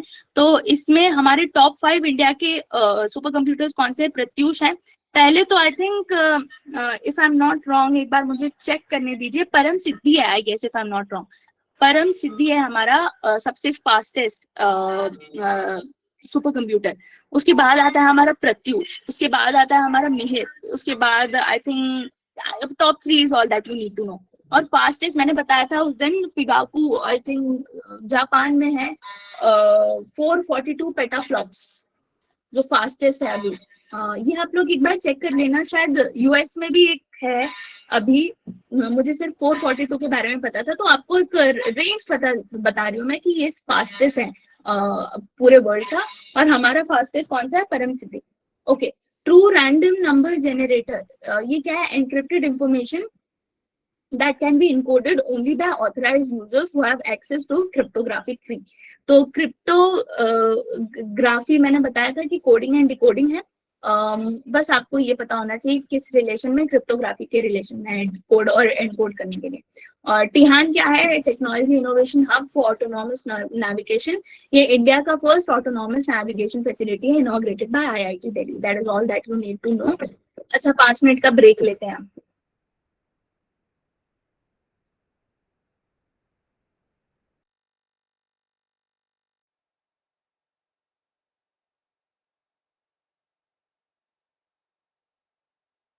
कुछ आपको डाउट हो इस बीच में तो पूछ लीजिएगा। मैं पानी पीती हूँ, 2 मिनट में आप लोग भी पी लीजिए। शायद अभी 45 मिनट्स का और सेशन होगा। आई ट्राई टू, मतलब मैं समझ रही हूँ आप लोग को भी कंप्लीट करना है जल्दी से, तो मेरा भी एक्चुअली क्या है कि थोड़ा जो मेरी जॉब की रिक्वायरमेंट है वो 11-12 से स्टार्ट होती है, 11-12 बजे से। तो आज शायद मुझे कोई मीटिंग भी अटेंड करनी है, तो इन केस अगर इस बीच में उनका कॉल आ जाता है तो हम जल्दी, मतलब तुरंत मैं काट के चली जाऊंगी। अपन जो भी बचा होगा वो जल्दी से कवर कर लेंगे आज या कल में। तो सॉरी अगर ऐसा कुछ होता है तो। ठीक है। तो कोशिश रहेगी मेरी कि ऐसा ना हो, बट वैसे तो 11 बजे के बाद ही होगा जो भी होगा, बट इन केस अगर कॉल आ जाता है तो I will cut the call, sorry.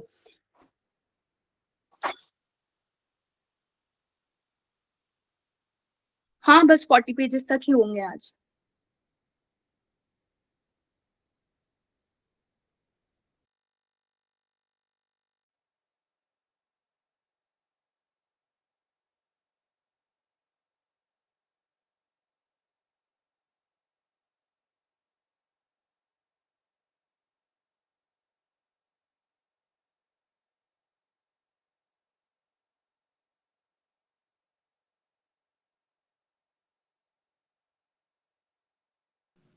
Mindset मैं वही बता रही थी ना आपको कि क्या बुरा होगा मुझसे, इससे ज्यादा बुरा क्या हो सकता है, ये सोच रही थी मैं कि ऑलरेडी मैं अनएम्प्लॉयड बैठी हुई हूँ घर में। इससे ज्यादा बुरा मेरे साथ मेरी जिंदगी में क्या हो सकता है? तो स्ट्रेस लेके भी क्या हो जाएगा? मेरा पॉइंट ये था। तो ऐसे एकदम चिल मार के एकदम, मेरा जो पेपर स्टार्ट हुआ था, मुझे शुरुआत की 4-5 क्वेश्चन आए नहीं थे, और मेरा है ना 5th या 6th जो क्वेश्चन था उसमें जो only 2 pair, only 1 pair, sorry only 2 option था करेक्ट, उस टाइप का जो नया पैटर्न बना था ना वो आया था। मैंने बोला हो गया भाई इस बार ही सत्यानाश। पर फिर मैंने कंट्रोल किया खुद को कि नहीं, पैनिक नहीं करना। बस यही है कि आपको पैनिक नहीं करना है, वहां जाके एकदम कूल स्टेट ऑफ माइंड आपका ऐसा होना चाहिए कि देखा जाएगा भाई, जो होगा देखा जाएगा। क्या हो सकता है यार, इससे बुरा क्या ही होगा, सोच के जा। उससे भी इम्पोर्टेंट बात, उससे एक दिन, जो जिस दिन एग्जाम था, आई थिंक 5 जून का एग्जाम था, मुझे जो 4 तारीख को मैं रात को सोई थी, मुझे नींद ही नहीं आ रही थी। I was awake all night, पूरी रात मुझे नींद नहीं आई। तो ऐसी सारी चीजें होती हैं, तो मैंने बोला यार जो होगा देखा जाएगा। कोई ऐसा बस मेजर चेंज बस माइंड सेट का होता है आपका। आपको बस काम होके जाना है, कुछ नहीं। आपने अपनी पढ़ाई पे विश्वास रखना है, जितना मैंने पढ़ा है उससे ज्यादा नहीं आएगा, बस ये सोच के जाइए।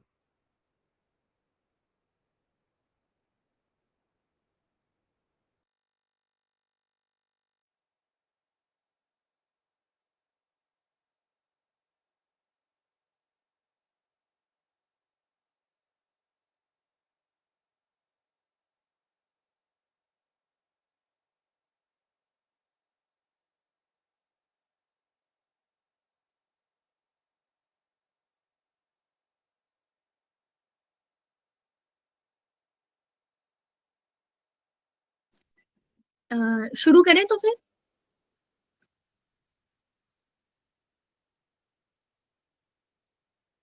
ठीक है, ओके। तो नेक्स्ट है हमारा स्पेस टेक्नोलॉजी से रिलेटेड है मॉम मिशन, जो हमारा Mars, excuse me, Mars orbiter mission था। ये जो 8 साल पहले लॉन्च किया गया था, ये कम्युनिकेशन लॉस्ट हो चुकी है हमारी, जो हमारी ग्राउंड सेंटर से थी।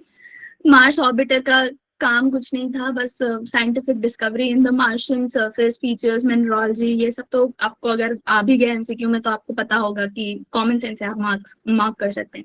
फिर आता है कि ये लॉन्च किया गया था PSLV C-25 में। ये इंडिया का पहला इंटर प्लानिटरी मिशन था, और ये इस मिशन ने इंडिया को फर्स्ट एशियन कंट्री बना दिया था, और fourth in the world to land in the first attempt on Mars. Land in the sense जो मार्स पहुंचने में पहली अटेम्प्ट में जो पहुंच पाया था, इसको first Asian, I think first country थी जो पहली अटेम्प्ट में पहुंच गई थी, और फर्स्ट एशियन कंट्री और fourth in the world to reach Mars.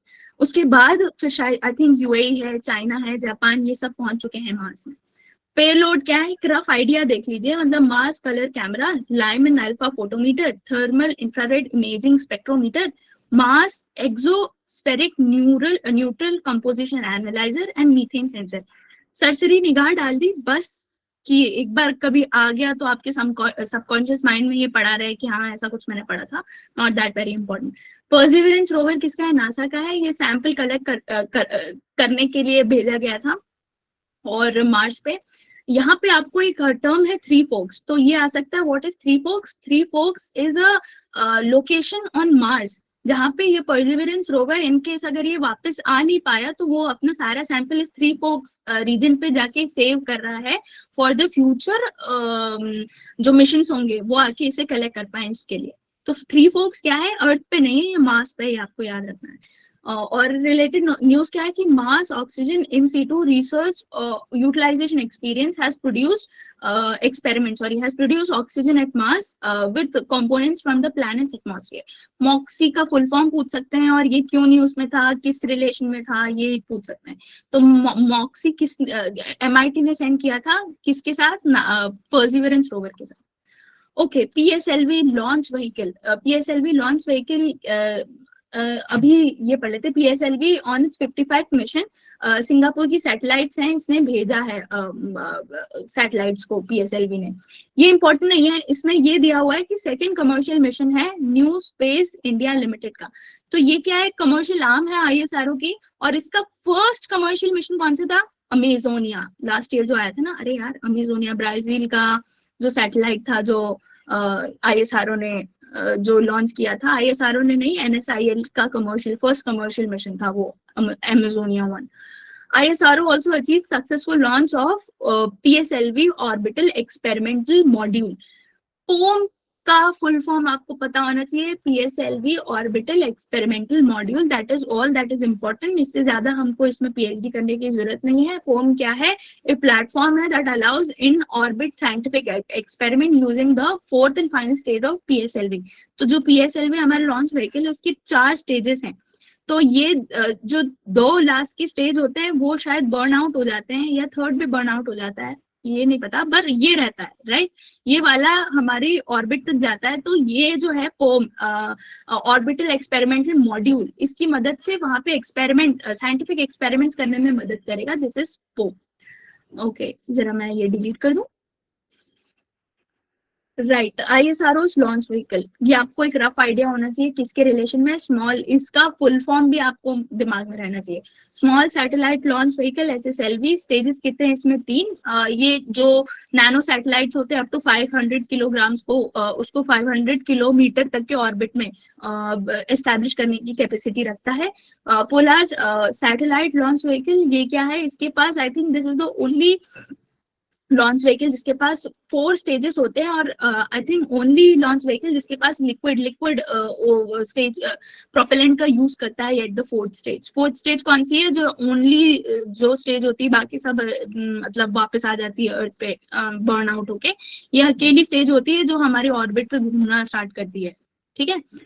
उसके बाद फिर क्या है, जियो सिंक्रोनस सैटेलाइट लॉन्च व्हीकल। ये जितने भी टर्म्स है, पोलर, जियो सिंक्रोनस, ये सब हम आगे देखेंगे।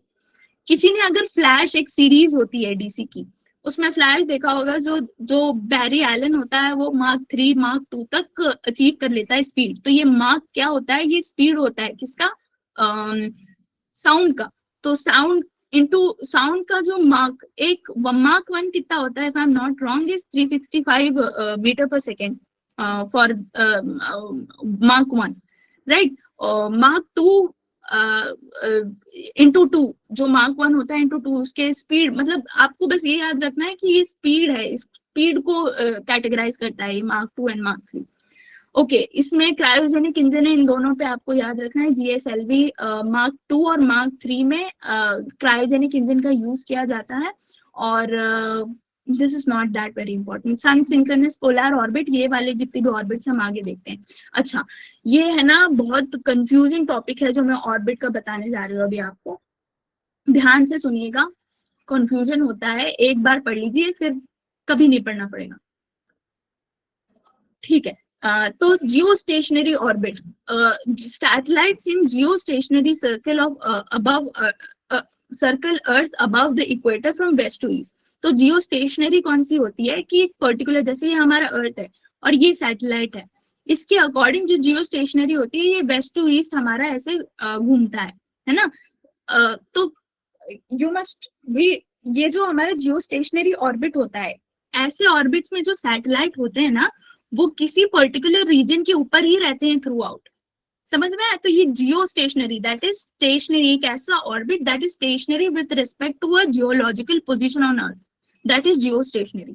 लो अर्थ ऑर्बिट क्या होता है, वैसे तो लेस देन 1000 किलोमीटर होता है, पर ये 160 जो लिखा है ना, लेस देन 100 किलोमीटर, 120 किलोमीटर तक भी जो ऑर्बिट्स होते हैं, मतलब हमारी जो अर्थ की सरफेस है उसके 100 किलोमीटर तक जो सैटेलाइट्स ऑर्बिट कर सकते हैं उन्हें हम बोलते हैं लो earth orbit.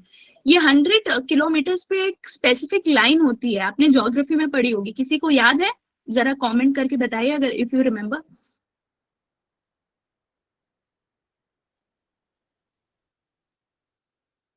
Exactly, common line, exactly. तो ये 100 किलोमीटर पे जो कामन लाइन होती है, हाँ, जो सेपरेट करती है, राइट। तो ये इंपॉर्टेंट है, आपको एक याद रखना है इसको कि लो अर्थ ऑर्बिट क्या है, कि जिनका एल्टीट्यूड कम होता है सरफेस से, इनके ऑर्बिट का जो डिस्टेंस होता है वो 100 kilo, as low as 100 kilometre भी हो सकते हैं। पोलर ऑर्बिट क्या होते हैं, जो हमारा अर्थ है, राइट, ये टिल्टेड है अपने एक्सिस पे 23.5 डिग्रीज, राइट। तो ये जो इसको बोलते हैं हम polar, poles of earth, right. तो जो ऑर्बिट ऐसे नॉर्थ एंड साउथ ऐसे ऑर्बिट करते हैं अर्थ को, 2 मिनट।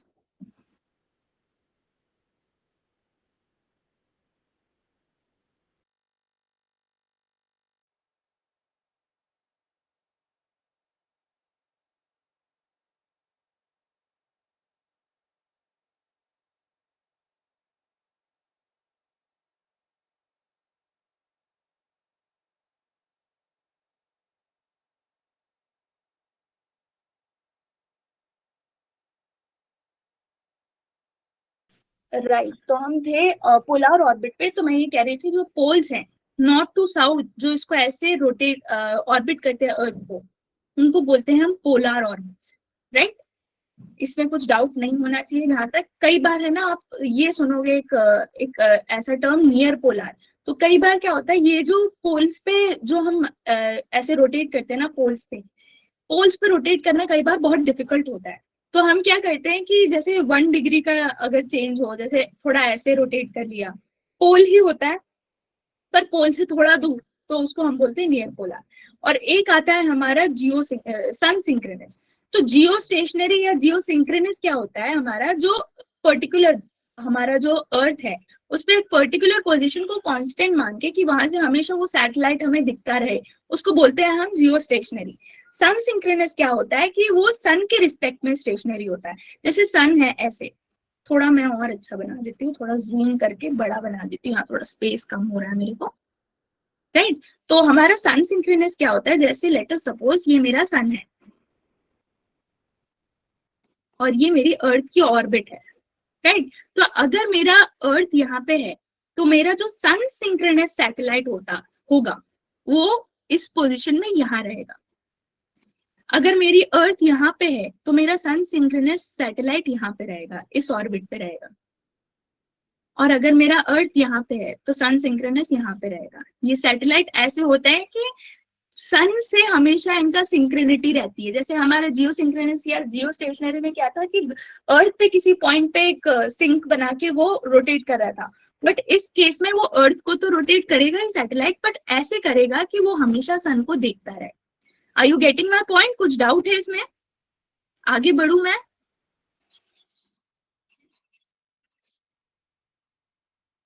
आई थिंक आगे बढ़ना चाहिए because you guys are not saying anything, तो मैं आगे बढ़ती हूँ।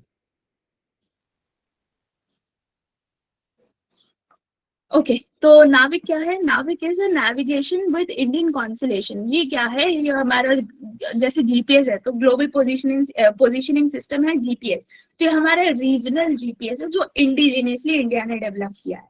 ठीक है, it is an independent stand alone navigation, दो minute, independent stand alone navigation satellite system developed by ISRO.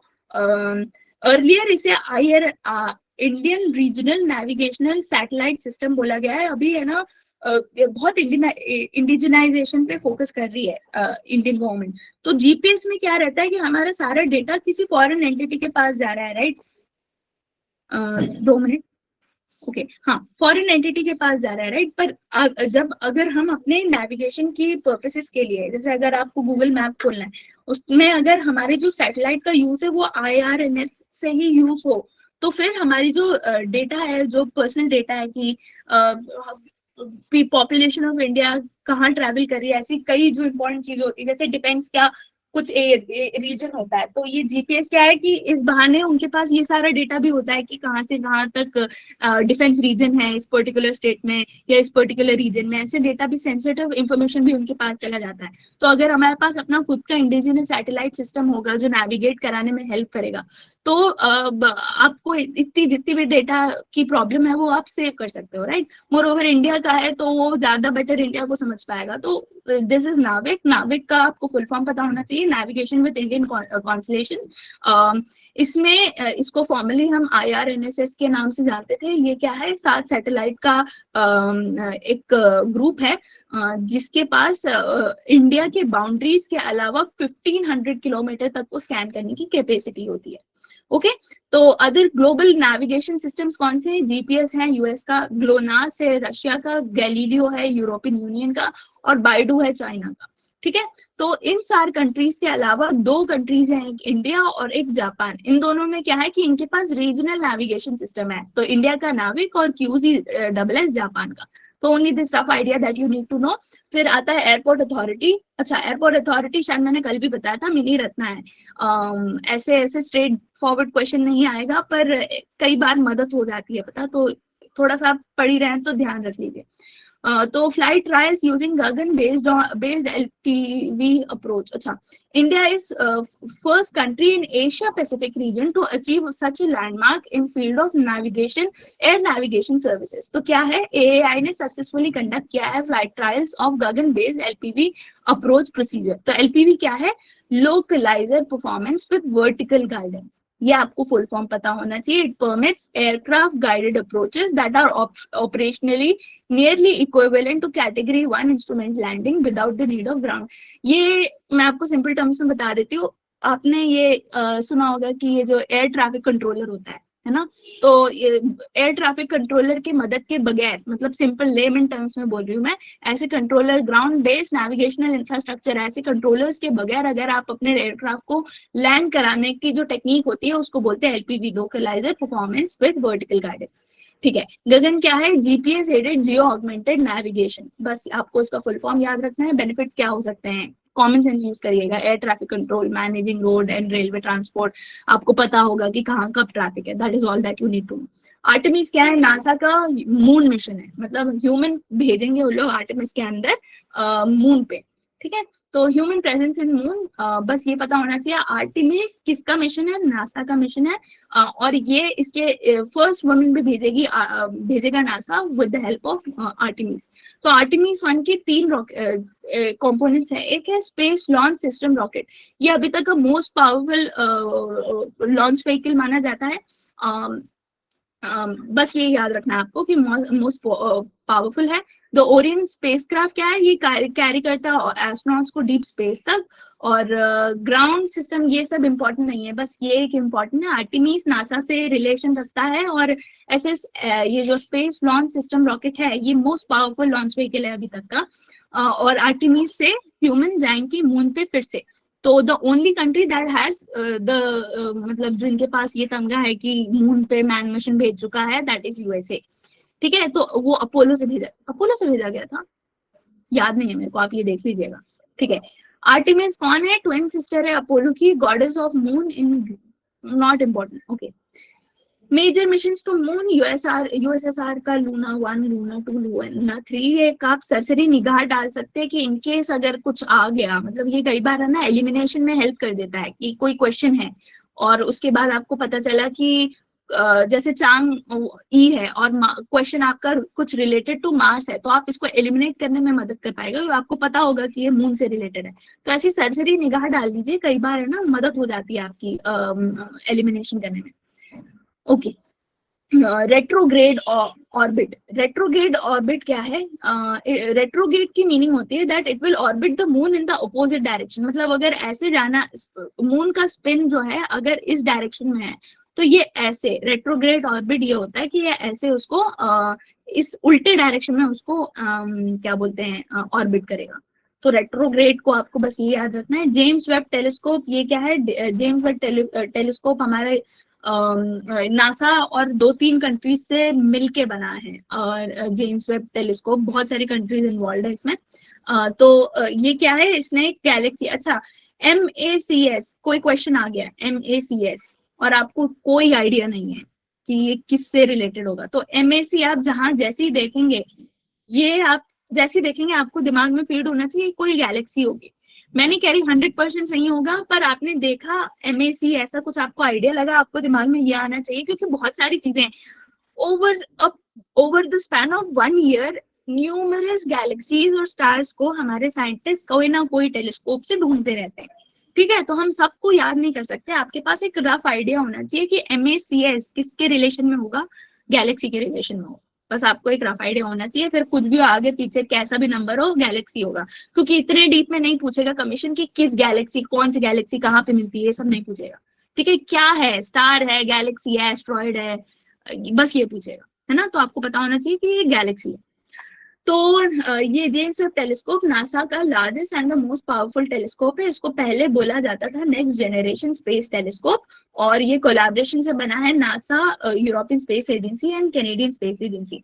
तो इसमें है ना एक बहुत ही ब्यूटीफुल सा एक कॉन्सेप्ट है जेम्स वेब टेलीस्कोप में, कि जेम्स वेब टेलीस्कोप का जो राइट पार्ट होता है जो सन को फेस नहीं करता, वो इतना कोल्ड होता है, देखिए -233 डिग्री सेल्सियस तक का कोल्ड होता है, एकदम आइस कोल्ड, आइस से भी ज्यादा कोल्ड। सुपर कंडक्टिविटी तो हो जाती है इस -233 डिग्री सेल्सियस पे। तो ये यहाँ पे इस रीजन में बहुत कोल्ड होता है। ऑन द अदर हैंड जो उसका पोर्शन, जो सन फेसिंग पोर्शन होता है, वो होता है बहुत हॉट। तो जितने भी कंपोनेंट्स भेजे हैं वो इस टाइप से अरेंज किए गए हैं, जैसे साइंस इंस्ट्रूमेंट्स और कुछ मिरर्स हैं, वो इसके कौन से साइड पे, कोल्ड वाले साइड पे एस्टैब्लिश्ड है, और हॉट वाले साइड पे जो सोलर पैनल्स है, कुछ कम्युनिकेशन एंटीना है, स्टीयरिंग है, कि ये अब ये ऐसे रोटेट कर रहा है ना सन के ऐसे, तो वो घूमने के लिए, वो एंगल देने के लिए, इस पर्टिकुलर ऑर्बिट में मेंटेन रहने के लिए वो क्या करता है कि ये स्टीयरिंग का यूज करता है, राइट। तो ये आपको एक अच्छा इंटरेस्टिंग कॉन्सेप्ट है। अच्छा, यहाँ पे एक वर्ड यूज किया गया था, ग्रेविटेशनल लेंसिंग। होता क्या है कि बहुत ये जो गैलेक्सीज होती है ना, ये किसको स्टडी कर रहा है, ये बहुत डीप स्पेस को स्टडी कर रहा है एकदम। जो अपन बोलते हैं ना गैलेक्सी, हमारी Galaxy I think 13.2 billion years ago इसका जन्म हुआ था after the big bang. Big bang के पहले क्या हुआ था वी हैव नो आइडिया। और कहा जाता है since that it is constantly expanding, है ना, ये कॉन्ट्रैक्ट नहीं कर रहा, कॉन्स्टेंटली एक्सपैंड कर रहा है। इसका रीजन हम आगे देखेंगे जब हम डार्क मैटर या डार्क एनर्जी पढ़ेंगे। अभी बस आपको ये पढ़ना है कि ये जो जेम्स वेब टेलीस्कोप है, ये ऐसे एकदम यंग, एकदम न्यू गैलेक्सीज को आई मीन पढ़ने की कोशिश कर रहा है, स्टडी करने की कोशिश कर रहा है। तो कई बार क्या होता है कि इतने दूर हम कितना बड़ा वो बना सकते हैं ना, क्या बोलते हैं लेंस, कि हम इतने बड़ी गैलेक्सी या मिरर को बना सकते हैं कि हम इतनी दूर की गैलेक्सी को स्टडी कर पाए। तो कई बार पॉसिबल नहीं होता इतनी दूर की गैलेक्सी को स्टडी करना। पर होता क्या है कि इस अर्थ और इस दूर की गैलेक्सी के बीच में एक कोई ऐसा मैसिव क्या बोलते हैं एक अरे यार कोई मैसिव एक प्लैनेट या कोई स्टार, ऐसा मैसिव स्टार होता है जो ग्रेविटेशनल वेव्स को स्टडी मतलब बेंड कर पाता है या लाइट को बेंड कर पाता है। जैसे आपको पता होगा जो हमारा ब्लैक होल है उससे लाइट इतनी इतनी कैपेसिटी होती है ब्लैक होल में कि लाइट को भी वो एस्केप करने नहीं देता। तो लेट अस से इसकी पेरिफेरी में, इस रेंज की पेरिफेरी में, इस लाइन ऑफ साइट की पेरिफेरी में कोई ब्लैक होल है, तो क्या होता है ये इसको ऐसे अट्रैक्ट करने लगता है, ये लाइट को बेंड करने की कोशिश करने लगता है। समझ में आया? तो इससे फायदा क्या होता है कि कई बार है ना हमको कुछ चीजें होती है इतनी दूर होती है हम पढ़ नहीं पाते, पर ये जो चेंज हुआ है ना, इसका जो पाथ में चेंज हुआ है, इस पाथ के कारण वो हमको बहुत आसानी से दिखने लगता है, जो कि एक्चुअली हमें दिखना नहीं चाहिए। तो ये होता है हमारा आसान भाषा में ग्रेविटेशनल लेंस। तो ग्रेविटेशनल लेंस क्या है? Light emitted by source is bent due to presence of another massive body between target galaxy and the observer. समझ में आए? तो बात यही कह रही है कि वो जो बेंड कर देता है उसके कारण हम स्टडी कर पाते हैं इस पर्टिकुलर गैलेक्सी को किसी थर्ड बॉडी के कारण। This can be black hole या कोई मैसिव गैलेक्सी हो सकती है जिसके पास इतनी ग्रेविटेशनल कैपेसिटी होती है कि ये जो वेव्स को है वो बेंड कर पाए। समझ में आई बात? तो ये होता है हमारा ग्रेविटेशनल लेंसिंग। अच्छा, visible spectrum not that very important. Yes, ये थोड़ा सा इंपॉर्टेंट है कि 6.5 मीटर्स का डायमीटर है इसका, हल्का सा आपको पता होना चाहिए। सोचिए 6.5 मीटर का इतना बड़ा डायमीटर का मिरर वो कितना बड़ा होगा, उसके बाद भी कई चीजें हम देख नहीं पाते। अच्छा, इसमें एक इम्पॉर्टेंट चीज है कि अभी दिख नहीं रहा मुझे ये, हाँ ये रहा। लोकेशन कहाँ है इसकी? लोकेशन है लैग्रैंजियन L2। ये मैंने इसकी कहीं फोटो डाली है क्या? नहीं डाली। ओके, तो लैग्रैंजियन पॉइंट्स क्या होते हैं? ये सन है यहाँ पे, ये अर्थ का ऑर्बिट है। तो चार ऐसे, एक होता है ये हमारा अर्थ है, तो L1 यहाँ होता है, L2 यहाँ होता है, L3 या 4 और 5 वो इतने इंपॉर्टेंट नहीं है। L1 और L2 जो हमारा होता है, अगर कोई यहाँ पे साइंस बैकग्राउंड का होगा तो आपको पता होगा, जैसे ये प्रोटॉन है और ये इलेक्ट्रॉन है, तो ये ऐसे मतलब ये एक दूसरे को अट्रैक्ट करके बॉन्ड बना लेते हैं, राइट?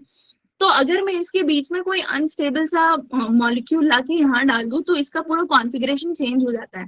तो ये कॉन्फ़िगरेशन जब अल्टर हो जाता है ना, तो इसमें मतलब एक ऐसा पॉइंट होता है इनके बीच में कि ये जो फॉरेन पार्टिकल है वो ऐसे वहां पे रुक पाता है because of the forces of proton and electron, की इसको है ना बाहर से किसी एक्स्ट्रा फोर्स की जरूरत नहीं होती यहाँ रुकने के लिए।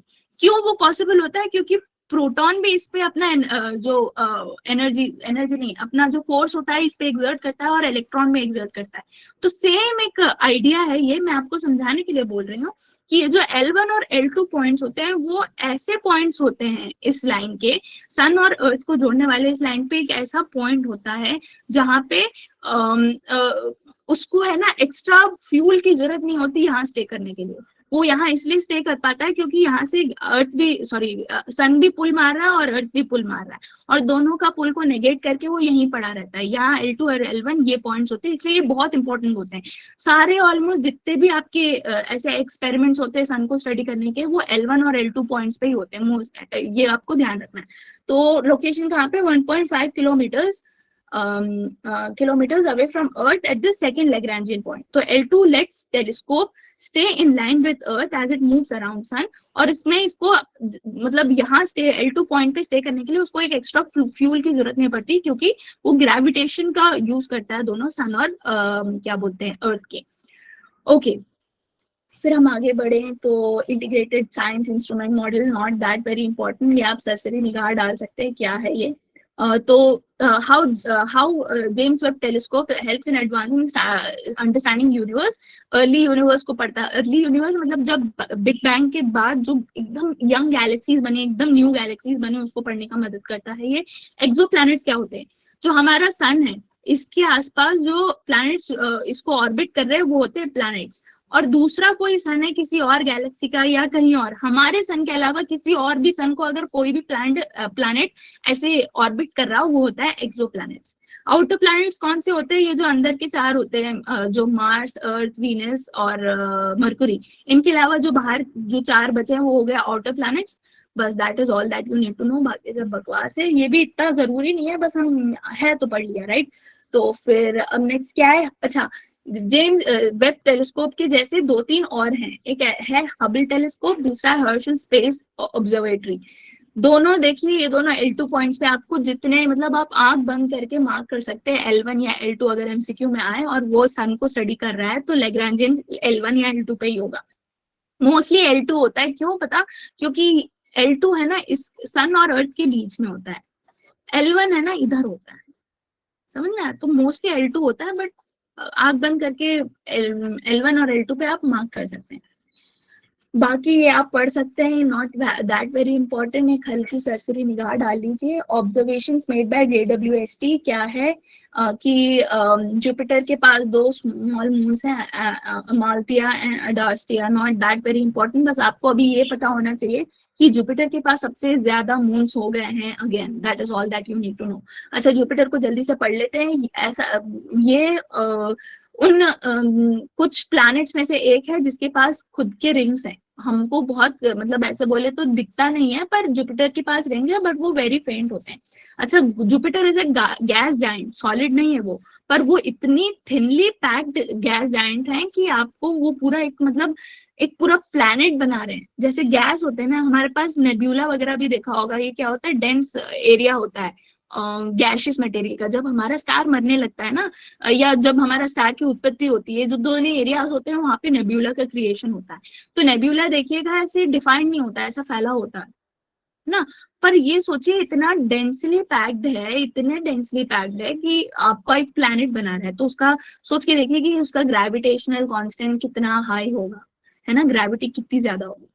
ओके, अच्छा, ये एक रेड स्पॉट है। रेड स्पॉट क्यों है जुपिटर पे? कि वहां पे है ना कॉन्टिन्यूसली स्टॉर्म्स, साइक्लोन जैसे बनते जा रहे हैं, मतलब वो अभी तक शांत नहीं हुआ, 100 and 1000 ईयर से वो साइक्लोन वहां पे बना हुआ है इस रेड स्पॉट पे, और अभी तक वो कहाँ है? यहाँ तो दिख नहीं रहा, ये है शायद वो, है ना। तो वो अभी तक बुझा नहीं है, तो that is why the red spot is there. यहाँ पे कुछ भी इम्पोर्टेंट नहीं है। पिलर ऑफ क्रिएशन क्या है? फॉर्मेशन, स्टार के फॉर्मेशन के रिलेशन में होता है pillar of creation, that is all that you need to know. Kuiper belt क्या है? डोनेट शेप रीजन है icy body of icy bodies beyond Neptune. तो नेपट्ट्यून के आगे जो एक बेल्ट है जहाँ पे आईसी बॉडीज का प्रेजेंस होता है, that is Kuiper belt. Asteroid belt क्या है? मार्स और जुपिटर के बीच में जो कुछ ऐसे एस्ट्रॉइड्स हैं जो अर्थ को सॉरी सन को ऑर्बिट कर रहे हैं बाकी प्लैनेट्स के साथ, उसे हम बोलते हैं एस्ट्रॉइड बेल्ट। एक्सोप्लैनेट में आपको समझा चुकी हूँ। नेबुला क्या है? Giant cloud of dust and gas in the space, that is all that you need to know. ये कब कब क्रिएट होता है? एक्सप्लोजन ऑफ डाइंग स्टार या फिर new stars at the beginning of the formation of the star. Okay, okay, exomoons क्या है? They are natural satellites that revolve around exoplanets. तो अब कोई दूसरे सन को जिस जो प्लैनेट्स रिवॉल्व कर रहे हैं उनके पास उनका खुद का सैटेलाइट होगा, तो वो होते हैं एक्सोमून्स। सैटेलाइट जैसे अर्थ का सैटेलाइट मून है हमारा, वैसे हर प्लैनेट का खुद का कुछ मून है ना, तो उसी को हम सैटेलाइट बोलते हैं। वही किसी और एक्सो प्लैनेट का हो गया तो एक्सो मून हो गया। देखिए SMAC, मैं बोल रही थी MACS, ये पार्ट आपको ध्यान रखना है। MAC आपको जैसी दिमाग में बिठा लिया, वो कोई गैलेक्सी से रिलेशन होगा, आपने मार्क कर देना, आपका आंसर सही होगा। फ्री फोकट के 2 marks, 2.66 marks actually. Okay, southern ring nebula क्या है? प्लैनेटरी नेब्यूला जो कि 2000 ईयर्स दूर है, नॉट वेरी इंपॉर्टेंट, एक सरसरी निगाह डाल दीजिएगा इसमें। अच्छा, कॉस्मिक क्लिप्स किससे रिलेटेड है? कैरिना नेब्यूला से रिलेटेड है। ये earliest and rapid phases of star formation का पार्ट होते हैं। ओके, आपने पढ़ लिया जेम्स वेब टेलीस्कोप को। किसी को कुछ डाउट है यहाँ पे? आगे बढ़े, जल्दी जल्दी जल्दी, आप अगर टाइप कर देंगे ना तो अपन ऐसे पूछने में टाइम वेस्ट नहीं करेंगे, आगे बढ़े। ओके ओके, ठीक है ठीक है। फिर हम आगे आते हैं, private sector in space program of India. अच्छा, मैं यहाँ पे मैं बोल रही थी वहां पे NSIL, वैसे एक और हमारा कमर्शियल आर्म है किसका? हमारा ISRO का एक और कमर्शियल आर्म है जिसको हम बोलते हैं इन स्पेस। ये ऑटोनॉमस नोडल एजेंसी है किसके under, department of space. Department of space PMO के अंडर आता है और बस आपको ये याद रखना है। अच्छा, इसमें चेयरमैन टेक्निकल एक्सपर्ट्स वगैरह भी होंगे, पर हमको लगता है PMO के अंडर आएगा तो कोई और मिनिस्ट्री के लोग नहीं होंगे, ऐसा नहीं है। ये मिनिस्ट्री ऑफ एक्सटर्नल अफेयर्स का भी एक रिप्रेजेंटेटिव इसमें प्रेजेंट रहता है। तो आपको ये बात एकदम मतलब बैठा देनी है दिमाग में कि ये भी है। हेडक्वार्टर्स कहाँ पे है इसके, अहमदाबाद में, स्पेस के। ओके, अहमदाबाद में। ओके ओके, तो ये सब इम्पोर्टेंट नहीं है, पोएम हम पढ़ चुके हैं। अच्छा, मिशन प्रारंभ क्या है, involve launch of Vikram S, India first privately built rocket. Vikram S क्या है, India first privately built rocket. किसने बिल्ड किया था, हैदराबाद बेस्ड एक एजेंसी है स्काई रूट एरोस्पेस। जो स्काई रूट एरोस्पेस है ना, इसमें एक्स ISRO के जो साइंटिस्ट है उनने मिलकर ये स्काई रूट एरोस्पेस बनाया है। तो ये विक्रम एस हमारी इंडिया की फर्स्ट प्राइवेटली बिल्ट रॉकेट है, ये आपको ध्यान में मतलब दिमाग में होना चाहिए आपके। ये single stage spin stabilize solid propellant rocket था। सॉलिड प्रोपेलेंट रॉकेट था, बस आपको जो मतलब ये जो आप देखते हैं ना कि जब अपना रॉकेट ऐसे उड़ान भरता है तो नीचे से जो गैस वगैरह निकलती है वो क्या है, फ्यूल का जलना। तो हमारा फ्यूल जब सॉलिड स्टेट में होता है, मतलब कड़क एकदम बॉक्स सॉलिड स्टेट सॉलिड में होता है ना, तो उसको बोलते हैं सॉलिड प्रोपेलेंट। लिक्विड प्रोपेलेंट कौन सा होता है, जो लिक्विड होता है, जैसे लिक्विड हीलियम हो गया हमारा, या लिक्विड ऑक्सीजन होता है। ये बहुत एकदम मतलब मतलब इनमें से प्रेशर आपने छोड़ा और इनमें आग लगी, इस टाइप का होता है। तो उस टाइप का होता है हमारा लिक्विड प्रोपेलेंट। तो आपको बस ये याद रखना है, एक हल्की सी बात। अग्निकुल भी एक स्टार्टअप है, ये कुछ स्टार्टअप से अभी बहुत प्रोमिनेंट हो गए हैं। हल्का सा आपको पता होना चाहिए कि अग्निकुल क्या है, ये क्या बोलते हैं एरोस्पेस, सॉरी स्काई रूट क्या है, दिगांतरा क्या है, ये सब स्टार्टअप्स हैं इन the space sector. Okay, startup है इन द स्पेस सेक्टर। अच्छा, अब हम NSIL पढ़ रहे थे, ये कंट्री का सबसे पहला पब्लिक सेक्टर अंडरटेकिंग है as a commercial arm of ISRO, only that you need to know. Indian space association non profit industry body है। एंथ्रिक्स कॉर्पोरेशन, इतने सारे कमर्शियल मार्केटिंग आर्म बना के रखे हैं।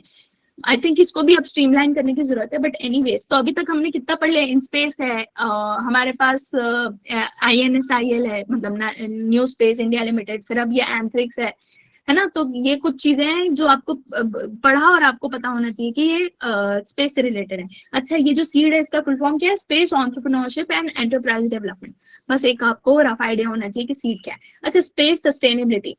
United Nations Office of Outer Space Affairs and Government of Austria organize World Space Forum, है ना। आपको बस एक हल्का सा मतलब वर्ल्ड स्पेस फॉरम, ये तो आपको ऐसी आइडिया लग जाएगा, बस इसमें गवर्नमेंट ऑफ ऑस्ट्रिया इन्वॉल्व, एक हल्का सा आइडिया होना चाहिए आपके पास। ये क्या डिस्कस करेंगे, ये यही करेंगे ना, गवर्नमेंटल इंस्टीट्यूशन में कैसे स्पेस टेक्नोलॉजी को हम बेटर बना सकते हैं, सबके लिए यूज करने लायक बना सकते हैं, है ना। तो बस आपको ये एक रफ आइडिया होना चाहिए कि किस रिलेशन में। Okay, space sustainability. All humans can continue the use of outer space in peaceful purposes. Common sense है, आप भी क्या नहीं भी पढ़ोगे तो भी आप ये मार्क करेंगे। Threats क्या है, ऑर्बिटल क्राउडिंग, मतलब हर कोई कंट्री, मतलब नई की नई कंट्री, सब लोग कोशिश कर रहे हैं कि अपना एक सैटेलाइट डाल दें। अब जैसे कि आपने वहां पढ़ा MON, है ना, इसने अभी कम्युनिकेशन इसका लॉस्ट हो गया हमारे ग्राउंड कंट्रोल से। तो अब ये तो ऐसा एक स्पेस डेबरी बन गया है ना, जो बस ऑर्बिट कर रहा है, मतलब एक जिस भी मटेरियल का बना है वो कचरा चीज होगी जो ऑर्बिट कर रही है ना। तो इससे क्या होता है कि हमारे स्पेस में जंक बढ़ रहा है। तो ये यही बोल रहा है कि ऑर्बिटल क्राउडिंग हो रही है स्पेस सस्टेनेबिलिटी को। उसके बाद क्या है, मिलिटराइजेशन एंड वेपनाइजेशन। अब देखिए, इंडिया ने भी अभी एक एंटी सैटेलाइट जो एंटी सैटेलाइट वेपन अभी इंडिया ने भी बनाया है। तो उससे क्या होता है कि हम किसी भी कंट्री का अगर जो हमारी एडवर्सरी होगी तो उसका सैटेलाइट हम डिस्ट्रॉय करने की कैपेबिलिटी रखती है। तो ऐसी कितनी कंट्रीज हैं, USA है, रशिया, चाइना और इंडिया, बस 4 कंट्रीज हैं। ये आपको याद रखनी है कि किस किस के पास एंटी सैटेलाइट मिसाइल्स हैं। और rendezvous proximity operations, it involves altering trajectory of one or more space objects to bring them into proximity to each other. Rendezvous proximity operation क्या है, ये ट्रैजेक्टरी किसी भी एक पर्टिकुलर जो लेटेस्ट से कि कोई सैटेलाइट है या कोई स्पेस डेब्री है, उसको है ना उसकी ट्रैजेक्टरी को चेंज करने के लिए, या एक दूसरे दो स्पेस डेब्री के की जो प्रॉक्सिमिटी है उसको बढ़ाने के लिए। प्रॉक्सिमिटी क्या होता है, पास, है ना, जो मतलब कितना पास कोई हो सकता है, दैट इज प्रॉक्सिमिटी। है ना, तो उसको बढ़ाने के लिए, उसको ऑल्टर करने के लिए ये रॉन्डेवू प्रॉक्सिमिटी ऑपरेशंस किया जाता है। ओके इसमें अब क्या है, global initiatives not that very important, ये इंपॉर्टेंट है। एसैट टेस्ट बैंड रेजोल्यूशन, ये एक नॉन बाइंडिंग रेजोल्यूशन है जिसपे इंडिया, देखिए इंडिया एब्सटेन किया तभी तो उसके पास एसैट्स है ना, एंटी सैटेलाइट मिसाइल्स, तभी है ना। तो इंडिया एब्सटेन किया, pass by UNGA calling for ban of kinetic ASAT test, मतलब एंटी सैटेलाइट टेस्ट अब आगे कोई कंट्री ना कर पाए, उसके लिए एक नॉन बाइंडिंग रेजोल्यूशन बनाया गया है यूएनजीए के द्वारा। वर्ल्ड इकोनॉमिक फोरम हमने अभी पढ़ा था, प्लीज ऐसे देखिए, फिर से आया, अभी आपको अगर याद नहीं है तो वापस जाके रीड करिए कि आपने क्या पढ़ा है ना। तो ऐसे 4-5 बार करेंगे, एकदम फिक्स बैठ जाएगा आपके दिमाग में, कोई भी ऐसा मतलब रिपोर्ट्स तक याद हो जाती है कई बार। ओके प्रोजेक्ट नेत्रा क्या है, आईएसआरओ का है, फर्स्ट हैंड इंफॉर्मेशन देगा on status of space debris, जो मैंने बोला ना ये जो स्पेस जंक होते हैं, जो सैटेलाइट्स खराब हो जाते हैं, जिनसे कम्युनिकेशन हम लॉस कर चुके हैं, तो ये इनको हम बोलते हैं स्पेस डेब्री। तो ये हमको बताए, जैसे आईएसआरओ का कोई मिशन है ना, तो ये हमको पता होना चाहिए ना कि इसके ऑर्बिट में ऐसी, इसके आसपास, इसके प्रॉक्सिमिटी में ऐसे कोई डेब्री है जो इसको नुकसान पहुंचा सकती है। तो अगर आपने वो देखी होगी, कौन सी थी, जो सैंड्रा बलक की जो मूवी थी ना यार, gravity, yes gravity if I am not wrong, तो उसमें उनका जो स्पेस क्राफ्ट था वो आई थिंक स्पेस स्टेशन पे थे if I am not wrong, तो वो उनका डिस्ट्रॉय हो जाता है, किसके कारण, स्पेस डेब्री के कारण, है ना। तो स्पेस डेब्री के कारण उनका डिस्ट्रॉय हो जाता है, और ये एस्ट्रोनॉट्स को ही थ्रेट नहीं हो सकता। कई बार क्या होता है, ये जो पार्टिकल्स अभी रिसेंटली आई थिंक चंडीगढ़ में कहीं, नॉर्थ इंडिया में कहीं, जो चाइना है उसकी स्पेस, उसकी किसी सैटेलाइट का डेब्री हमारे यहाँ गिरा था, कितना बड़ा था वो, देखा होगा आपने। इमेजिन अगर वो किसी पॉपुलेटेड एरिया में गिर जाता तो कितना नुकसान हो जाता है ना। तो उसके हमको पता होना चाहिए ना कि क्या डेब्री है, क्या गिर सकता है। तो इसीलिए ये प्रोजेक्ट नेत्रा है, ये किससे रिलेटेड है, स्पेस डेब्री से, बस आपको बस इतना जानकारी होनी चाहिए। और दिगांतरा है, एक स्पेस सेक्टर स्टार्टअप है जो इंडिया का first commercial SSA space situational awareness, कि हमको पता ये स्पेस डेब्री के रिलेशन में, या कोई एस्ट्रॉइड है जो अप्रोच कर रहा है अर्थ को, जो ऐसे मतलब कोई कैटास्ट्रॉफिक इवेंट को इंड्यूस कर सकता है। जैसे जब डायनासोर्स थे तो कहा गया था कि एक बड़ा सा एस्ट्रॉइड आया था, बहुत बड़ा, आई थिंक जो एक पर्टिकुलर एरिया में जब उसका कोलिजन हुआ अर्थ के साथ, तो पूरे डायनासोर्स अर्थ के ऊपर से नष्ट हो गए थे, राइट। तो ऐसे हमको पता होना चाहिए कि कैसी, ऐसे कौन से डेब्रीज हैं या ऐसे कोई एस्ट्रॉइड्स हैं जो अर्थ को, ह्यूमन काइंड को हार्म पहुंचा सके, उसको स्टडी करने के लिए एक तो प्रोजेक्ट नेत्रा, और दूसरा है हमारा ये दिगांतरा से जो फर्स्ट कमर्शियल एसएसए ऑब्जर्वेटरी बनाई जाएगी, कहाँ पे, Garhwal region of UK. SSA refers to knowledge of space environment, वही मैंने बोला, आप सरसरी निगाह डाल के फिर से पढ़ सकते हैं। स्पेस टूरिज्म क्या है, स्पेस टूरिज्म क्या हो सकता है, जैसे हम टूरिज्म क्या होता है कि हम विजिट करते हैं नई नई जगह को, तो स्पेस टूरिज्म है क्या, स्पेस को विजिट करना, है ना। बस हल्का सा एक आइडिया। इसमें कौन कौन सी कंपनी है, ब्लू ओरिजिन है, Virgin Galactica, Elon Musk, SpaceX, अब शायद फ्यूचर में आईएसआरओ भी ये काम करेगा। तो स्पेस टूरिज्म में कुछ ये कंपनीज के नाम आपको पता होने चाहिए। अच्छा, according to federation aeronautic international, world governing body of aeronautic and astronautic records, ये आपको पता होना चाहिए। ये कहाँ पे, इसका HQ आपका होमवर्क है, देख लीजिएगा कब बना, कब फॉर्मेशन हुआ, ये सब आपको एक रफ आइडिया होना चाहिए। This is Kármán line where atmospheric lift no longer supports the flying object, not that very important. Okay, definition of space tourist, no international space law is defined as, this is very important कि अगर आपको पूछा जाए कि definition of space tourist क्या है, तो कोई international organization, कोई government नहीं है जिसने space tourist को define किया है अभी तक। That is all that you need to know. अभी जो वो थे जेफ बेजोस, वो स्पेस टूरिज्म एक मतलब किया था उन्होंने, उनकी कंपनी ने। तो वो क्या थी, सब ऑर्बिटल, मतलब वो ऑर्बिट पे ऐसे घूमे नहीं थे, वो बस ऐसे ऑर्बिट में कुछ सेकंड के लिए गए और वापस आ गए, that is sub orbital tourism. मतलब थोड़ी देर अपन 100 किलोमीटर तक गए और वापस आ गए, that is sub orbital tourism. Orbital tourism क्या है कि प्रॉपरली यहाँ मतलब यहाँ से अपना जो 11.2 किलोमीटर होता है एस्केप वेलोसिटी अर्थ की, मतलब अर्थ के ग्रेविटेशन को एस्केप करने के लिए जो हमें वेलोसिटी की रिक्वायरमेंट होती है, दैट इज एस्केप वेलोसिटी। इस वेलोसिटी से कोई रॉकेट जाता है और फिर वो इस ऑर्बिट में किसी पर्टिकुलर ऑर्बिट में अगर उस रॉकेट को, जिसमें लोग भरे हुए हैं, मतलब स्पेस टूरिस्ट हैं, अगर वो इस ऑर्बिट में चक्कर मारे अर्थ का, तो दैट इज ऑर्बिटल टूरिज्म। ठीक है, आपको ये याद रखनी है। इनमें क्या है, इसमें मच लोअर स्पीड की जरूरत है, ऑफ कोर्स बस आपको जाके आना है।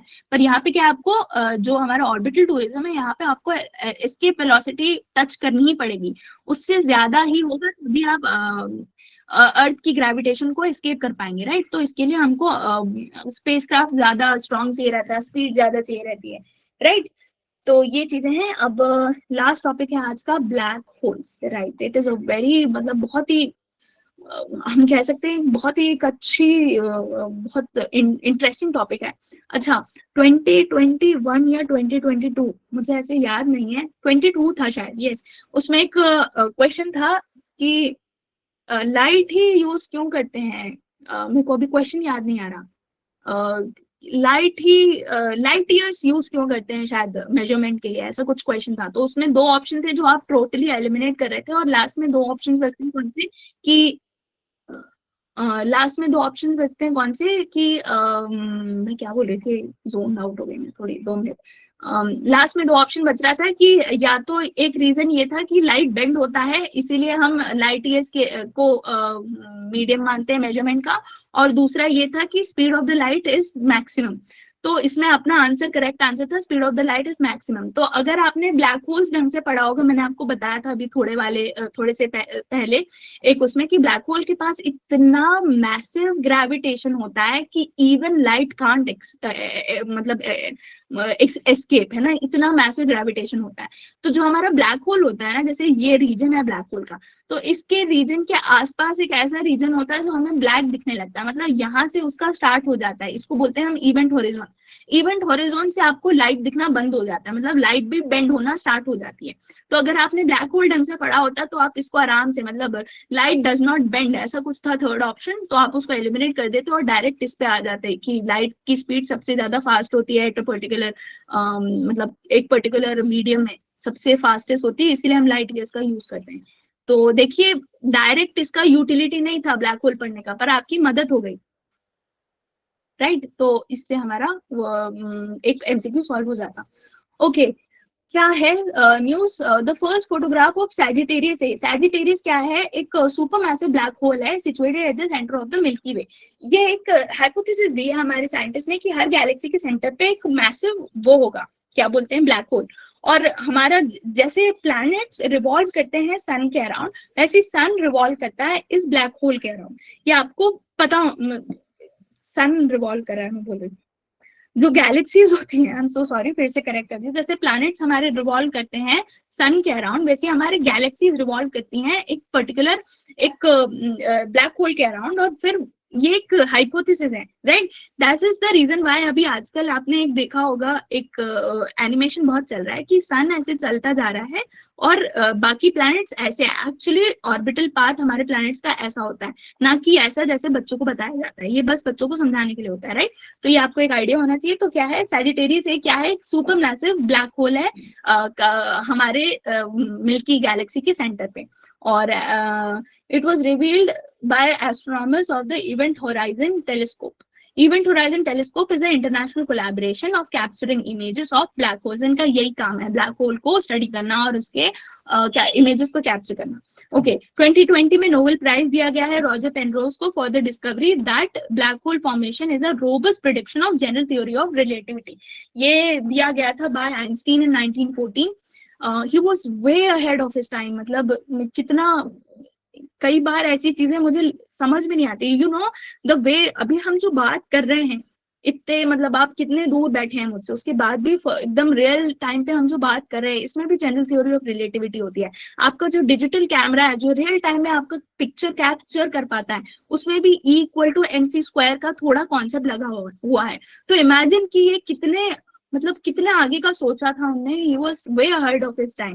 तो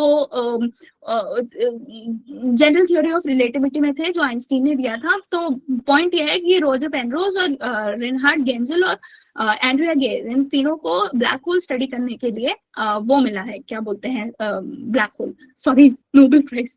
ओके, तो फर्स्ट एवर फोटोग्राफ 2019 में की गई थी M87 की, रफ आइडिया ये मैं आपको दे चुकी हूँ। General theory of relativity Albert Einstein ने 1915 में, ओके 1915 में शायद उनकी हाइपोथेसिस को एक्सेप्ट किया गया था, right, you had come up with the idea. Anyways आपको 1915 ही याद रखना है। Essentially it's a theory of gravity instead of being an invisible force. जब हम मानते हैं कि ग्रेविटी, न्यूटन की gravity is an invisible force that attracts one another, gravity is a curving and a wrapping space. अगर आपको ये concept समझना है तो आप एक चादर लीजिएगा, एकदम एकदम स्ट्रेच, मतलब दो लोग जब पकड़े किसी चादर को, एकदम एकदम कड़क होती है ना वो, उस पर कोई भारी बॉल डालिएगा तो जो उसमें देखना डिप्रेशन आता है ना, उस डिप्रेशन को ये समझाना चाह रहे हैं कि gravity is actually the curving on wrapping of the space. तो वो मानते हैं कि जो एरिया अराउंड जो स्पेस होता है वो होता है हमारा टाइम, राइट। तो टाइम किसी ग्रेविटी, जैसे कोई प्लैनेट है जिसके पास अपना खुद का मास होता है, तो मासेस के अराउंड हमारा जो टाइम स्पेस होता है, जो टाइम का जो डायमेंशन होता है वो बेंड हो जाता है। तो gravity is actually curving and wrapping of this particular space. समझ में आ रही है बात? तो फिर हम आगे बढ़ते हैं। 2016 में डिस्कवरी हुई थी ग्रेविटेशनल वेव्स की, और ये हाइपोथेसिस भी आइंस्टीन ने दिया था, और उस समय क्योंकि उनके पास मैथमेटिकल बैकिंग थी अपनी हाइपोथेसिस की, ही वाज अ थ्योरिसिस्ट, राइट। दो टाइप के लोग होते हैं, एक थ्योरिसिस्ट होते हैं और जो एक्सपेरिमेंट करते हैं। तो ही वाज अ थ्योरिसिस्ट, और उनके पास अपनी जो जो वो बोल रहे थे उसको बैक करने के लिए मैथमेटिक कैलकुलेशंस थी, तो इसीलिए उनको मान लिया गया। पर उस समय भी माना जाता था कि ग्रेविटेशनल वेव्स, जब 1940 में उन्होंने ये प्रपोज किया था कि ये मतलब ये हाइपोथेसिस है, तक उन्हें नहीं लगता था साइंटिस्ट कम्युनिटी को कि ये कभी प्रूव हो पाएगा। But now we have also prove the presence of gravitational waves, right. जो लीगो है अभी बहुत न्यूज में है, एक लीगो का ब्रांच अभी इंडिया में बनने वाला है, don't know if it is operational, शायद बैंगलोर में बनने वाला है। ये यही है, मतलब ये ग्रेविटेशनल वेव्स को रीड करने के लिए बना गया था लीगो। अच्छा, ब्लैक होल का basic part of the black hole, Schwarzschild radius, event horizon का रेडियस, जो मैंने बताया ना जहां से आपका लाइट भी बेंड होना स्टार्ट हो जाती है, उसको हम बोलते हैं उस वो कितना, मतलब वो कितने बड़ा सर्कल होगा इस ब्लैक होल के आसपास, उसको बोलते हैं इवेंट, सॉरी, उस होराइजन का रेडियस। तो it is a radius at which escape velocity is equal to the speed of light. मतलब इवेंट होराइजन से आपका लाइट बेंड होने लगता है ना, तो आपको 3 × 10⁸ ये होता है हमारा स्पीड ऑफ लाइट। इससे भी ज्यादा स्पीड अगर हमने अचीव कर ली तो हम इस ब्लैक होल को एस्केप कर पाएंगे। समझ में आ रही है बात? मतलब ये एक रफ आइडिया मैं आपको दे रही हूँ कि ये किसके बारे में बात हो रहा है। Ergosphere, if the black hole is rotating then it spins, its mass causes space time to wrap around it. अब यहाँ पे ये जो ब्लैक होल है, ये अगर रोटेट कर रहा है तो इसके आसपास की चीजें भी रोटेट करती हैं उसके रीजन में, इसके आसपास के रीजन में जहां तक इसका इन्फ्लुएंस होता है इस ब्लैक होल का। तो ये जब तक रोटेट करती हैं इनको बोलते हैं एर्गोस्फीयर। बस एक रफ आइडिया, इतना मैंने तो फिर भी बहुत डेप्थ में बता दिया, इतना डेप्थ की जरूरत नहीं है आपको, बस पता होना चाहिए what is black hole. Place in space where gravity pulls out even light, वही मैंने जो बोला, दिस कैन हैपन जब स्टार है ना, कोई मैसिव स्टार, जैसे हमारा सन है, सन से भी मैसिव स्टार जब डाई, मतलब मरना, मरना क्या होता है, स्टार का मरना क्या होता है, जब उसके पास गैसेस जो उसकी फ्यूल्स होती है, जैसे हाइड्रोजन और हीलियम, फ्यूजन और फिजन होता है सन के अंदर, जो उसको इतना ग्लो करने का अपॉर्चुनिटी देती है, राइट। तो जब हीलियम और हाइड्रोजन ये फ्यूल होती हैं, ये जब खत्म हो जाती है तो हमारा जो सन होता है वो डाई करने लगता है। तो जब ये डाइंग स्टेज पे होता है तब हम बोलते हैं कि ये उस पर्टिकुलर इवेंट में ये पॉसिबिलिटी बनाता है ब्लैक होल्स बनाने की। तो कितने टाइप के होते हैं ये इंपॉर्टेंट नहीं है कि क्या है, बस आपको रफ आइडिया होना चाहिए। Tidal disruption events, scientist observed a black hole ripping a star. अच्छा, ये क्या बोल रहा है मैं आपको रफ आइडिया एक सिंपल लैंग्वेज में बता देती हूँ। ये हमारा जो मिक्सर होता है ना, मिक्सर में आप कभी नारियल डाल के देखना, एकदम बड़ा सा पीस डालना नारियल का, 2 सेकंड आप उसको चलाना और उसके बाद खोल के देखना, तो जो छितरे उड़ जाते हैं ना, जो उसके वॉल्स पे, मिक्सर के वॉल्स पे जो आपको छितरे दिखते हैं नारियल के, बस यही होता है। तो क्या होता है, कई बार है ना, जो हमारा ब्लैक होल होता है इसके आसपास जब कोई ऐसे कोई स्टार कभी गलती से इस पेरिफेरी में फंस गया, तो ऐसे जैसे उस नारियल के छितरे उड़ गए ना, वैसे ही उस स्टार के छितरे उड़ जाते हैं ब्लैक होल के आसपास ऐसे घूमने से। यही हो रहा है यहाँ पे, देखिए। तो इसको बोलते हैं टोटल डिसरप्शन इवेंट। यहाँ से छितरे उड़ने के बाद जब वो यहाँ पे आता है तो स्पेगेटी जैसा एक स्ट्रक्चर, स्पेगेटी है ना, नूडल्स जैसा एक स्ट्रक्चर बनाता है, तो उसको हम बोलते हैं स्पेगेटी स्टार। बस ये आपको पता होना चाहिए। अच्छा, बाइनरी मैसिव ब्लैक होल, ये क्या है, SBMH system was discovered gravitational lens blazars। देखिए, about binary SMBH system, a system consisting of two black holes in close orbit। मतलब ऐसे जैसे एक ये एक ब्लैक होल है और ये एक ब्लैक होल है, समझ में है? मैं बहुत ही गंदा ड्राइंग बना रही हूँ, बस आप समझिए, मतलब ये बहुत, देखिए बहुत क्लोज प्रॉक्सिमिटी है। तो ऐसे ब्लैक होल्स को हम बोलते हैं सुपर मैसिव ब्लैक होल, है ना, consisting of two black holes at a close orbit, was discovered gravitation by in discover अरे यार discovered in gravitationally lens blazars. तो ब्लेजर्स क्या है, are among the most luminous and energetic objects in the universe. तो इसकी method से ये जो ग्रेविटेशनली लेंस ब्लेजर्स हैं, इसकी मेथड से इनको स्टडी करते हुए हमने एक सुपरमैसिव ब्लैक होल को पढ़ा है। Gravitation waves are ripples in the space time, not that very important. बस आई थिंक हम रफली कवर कर चुके हैं आज का। अभी तक कोई डाउट है? आई होप नहीं होगा। अगर आपको डाउट है तो please use the group and ask me. अच्छा, जो मैं कल का इराटा बता रही थी, 2 मिनट में खोल लेती हूँ।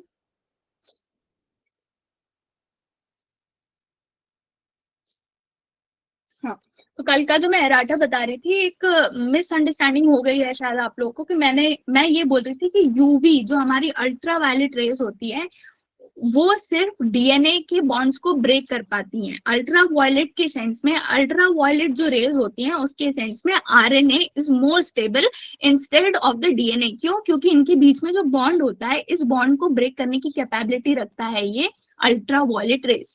तो इस सेंस में DNA is less stable in sense of ultra violet, right?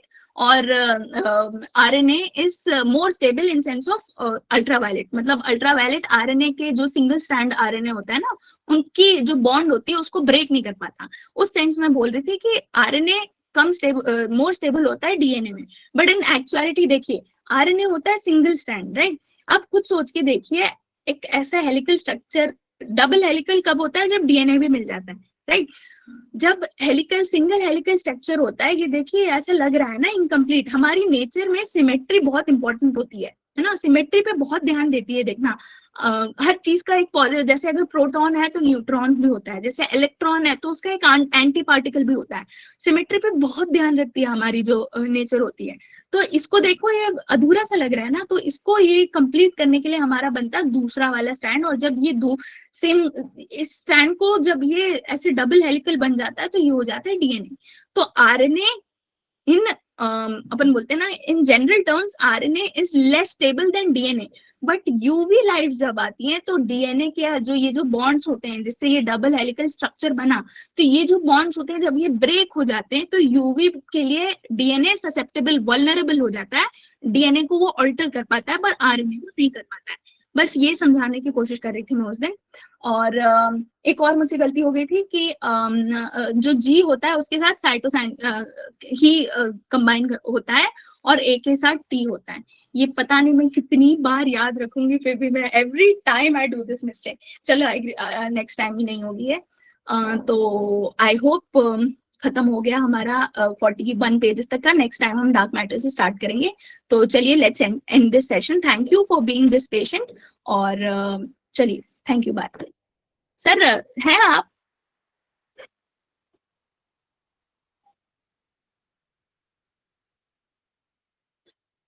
Okay, I think sir भी नहीं है तो हम, सर है, कोई है? अच्छा चलिए, ठीक है, let's end this session. Okay, bye.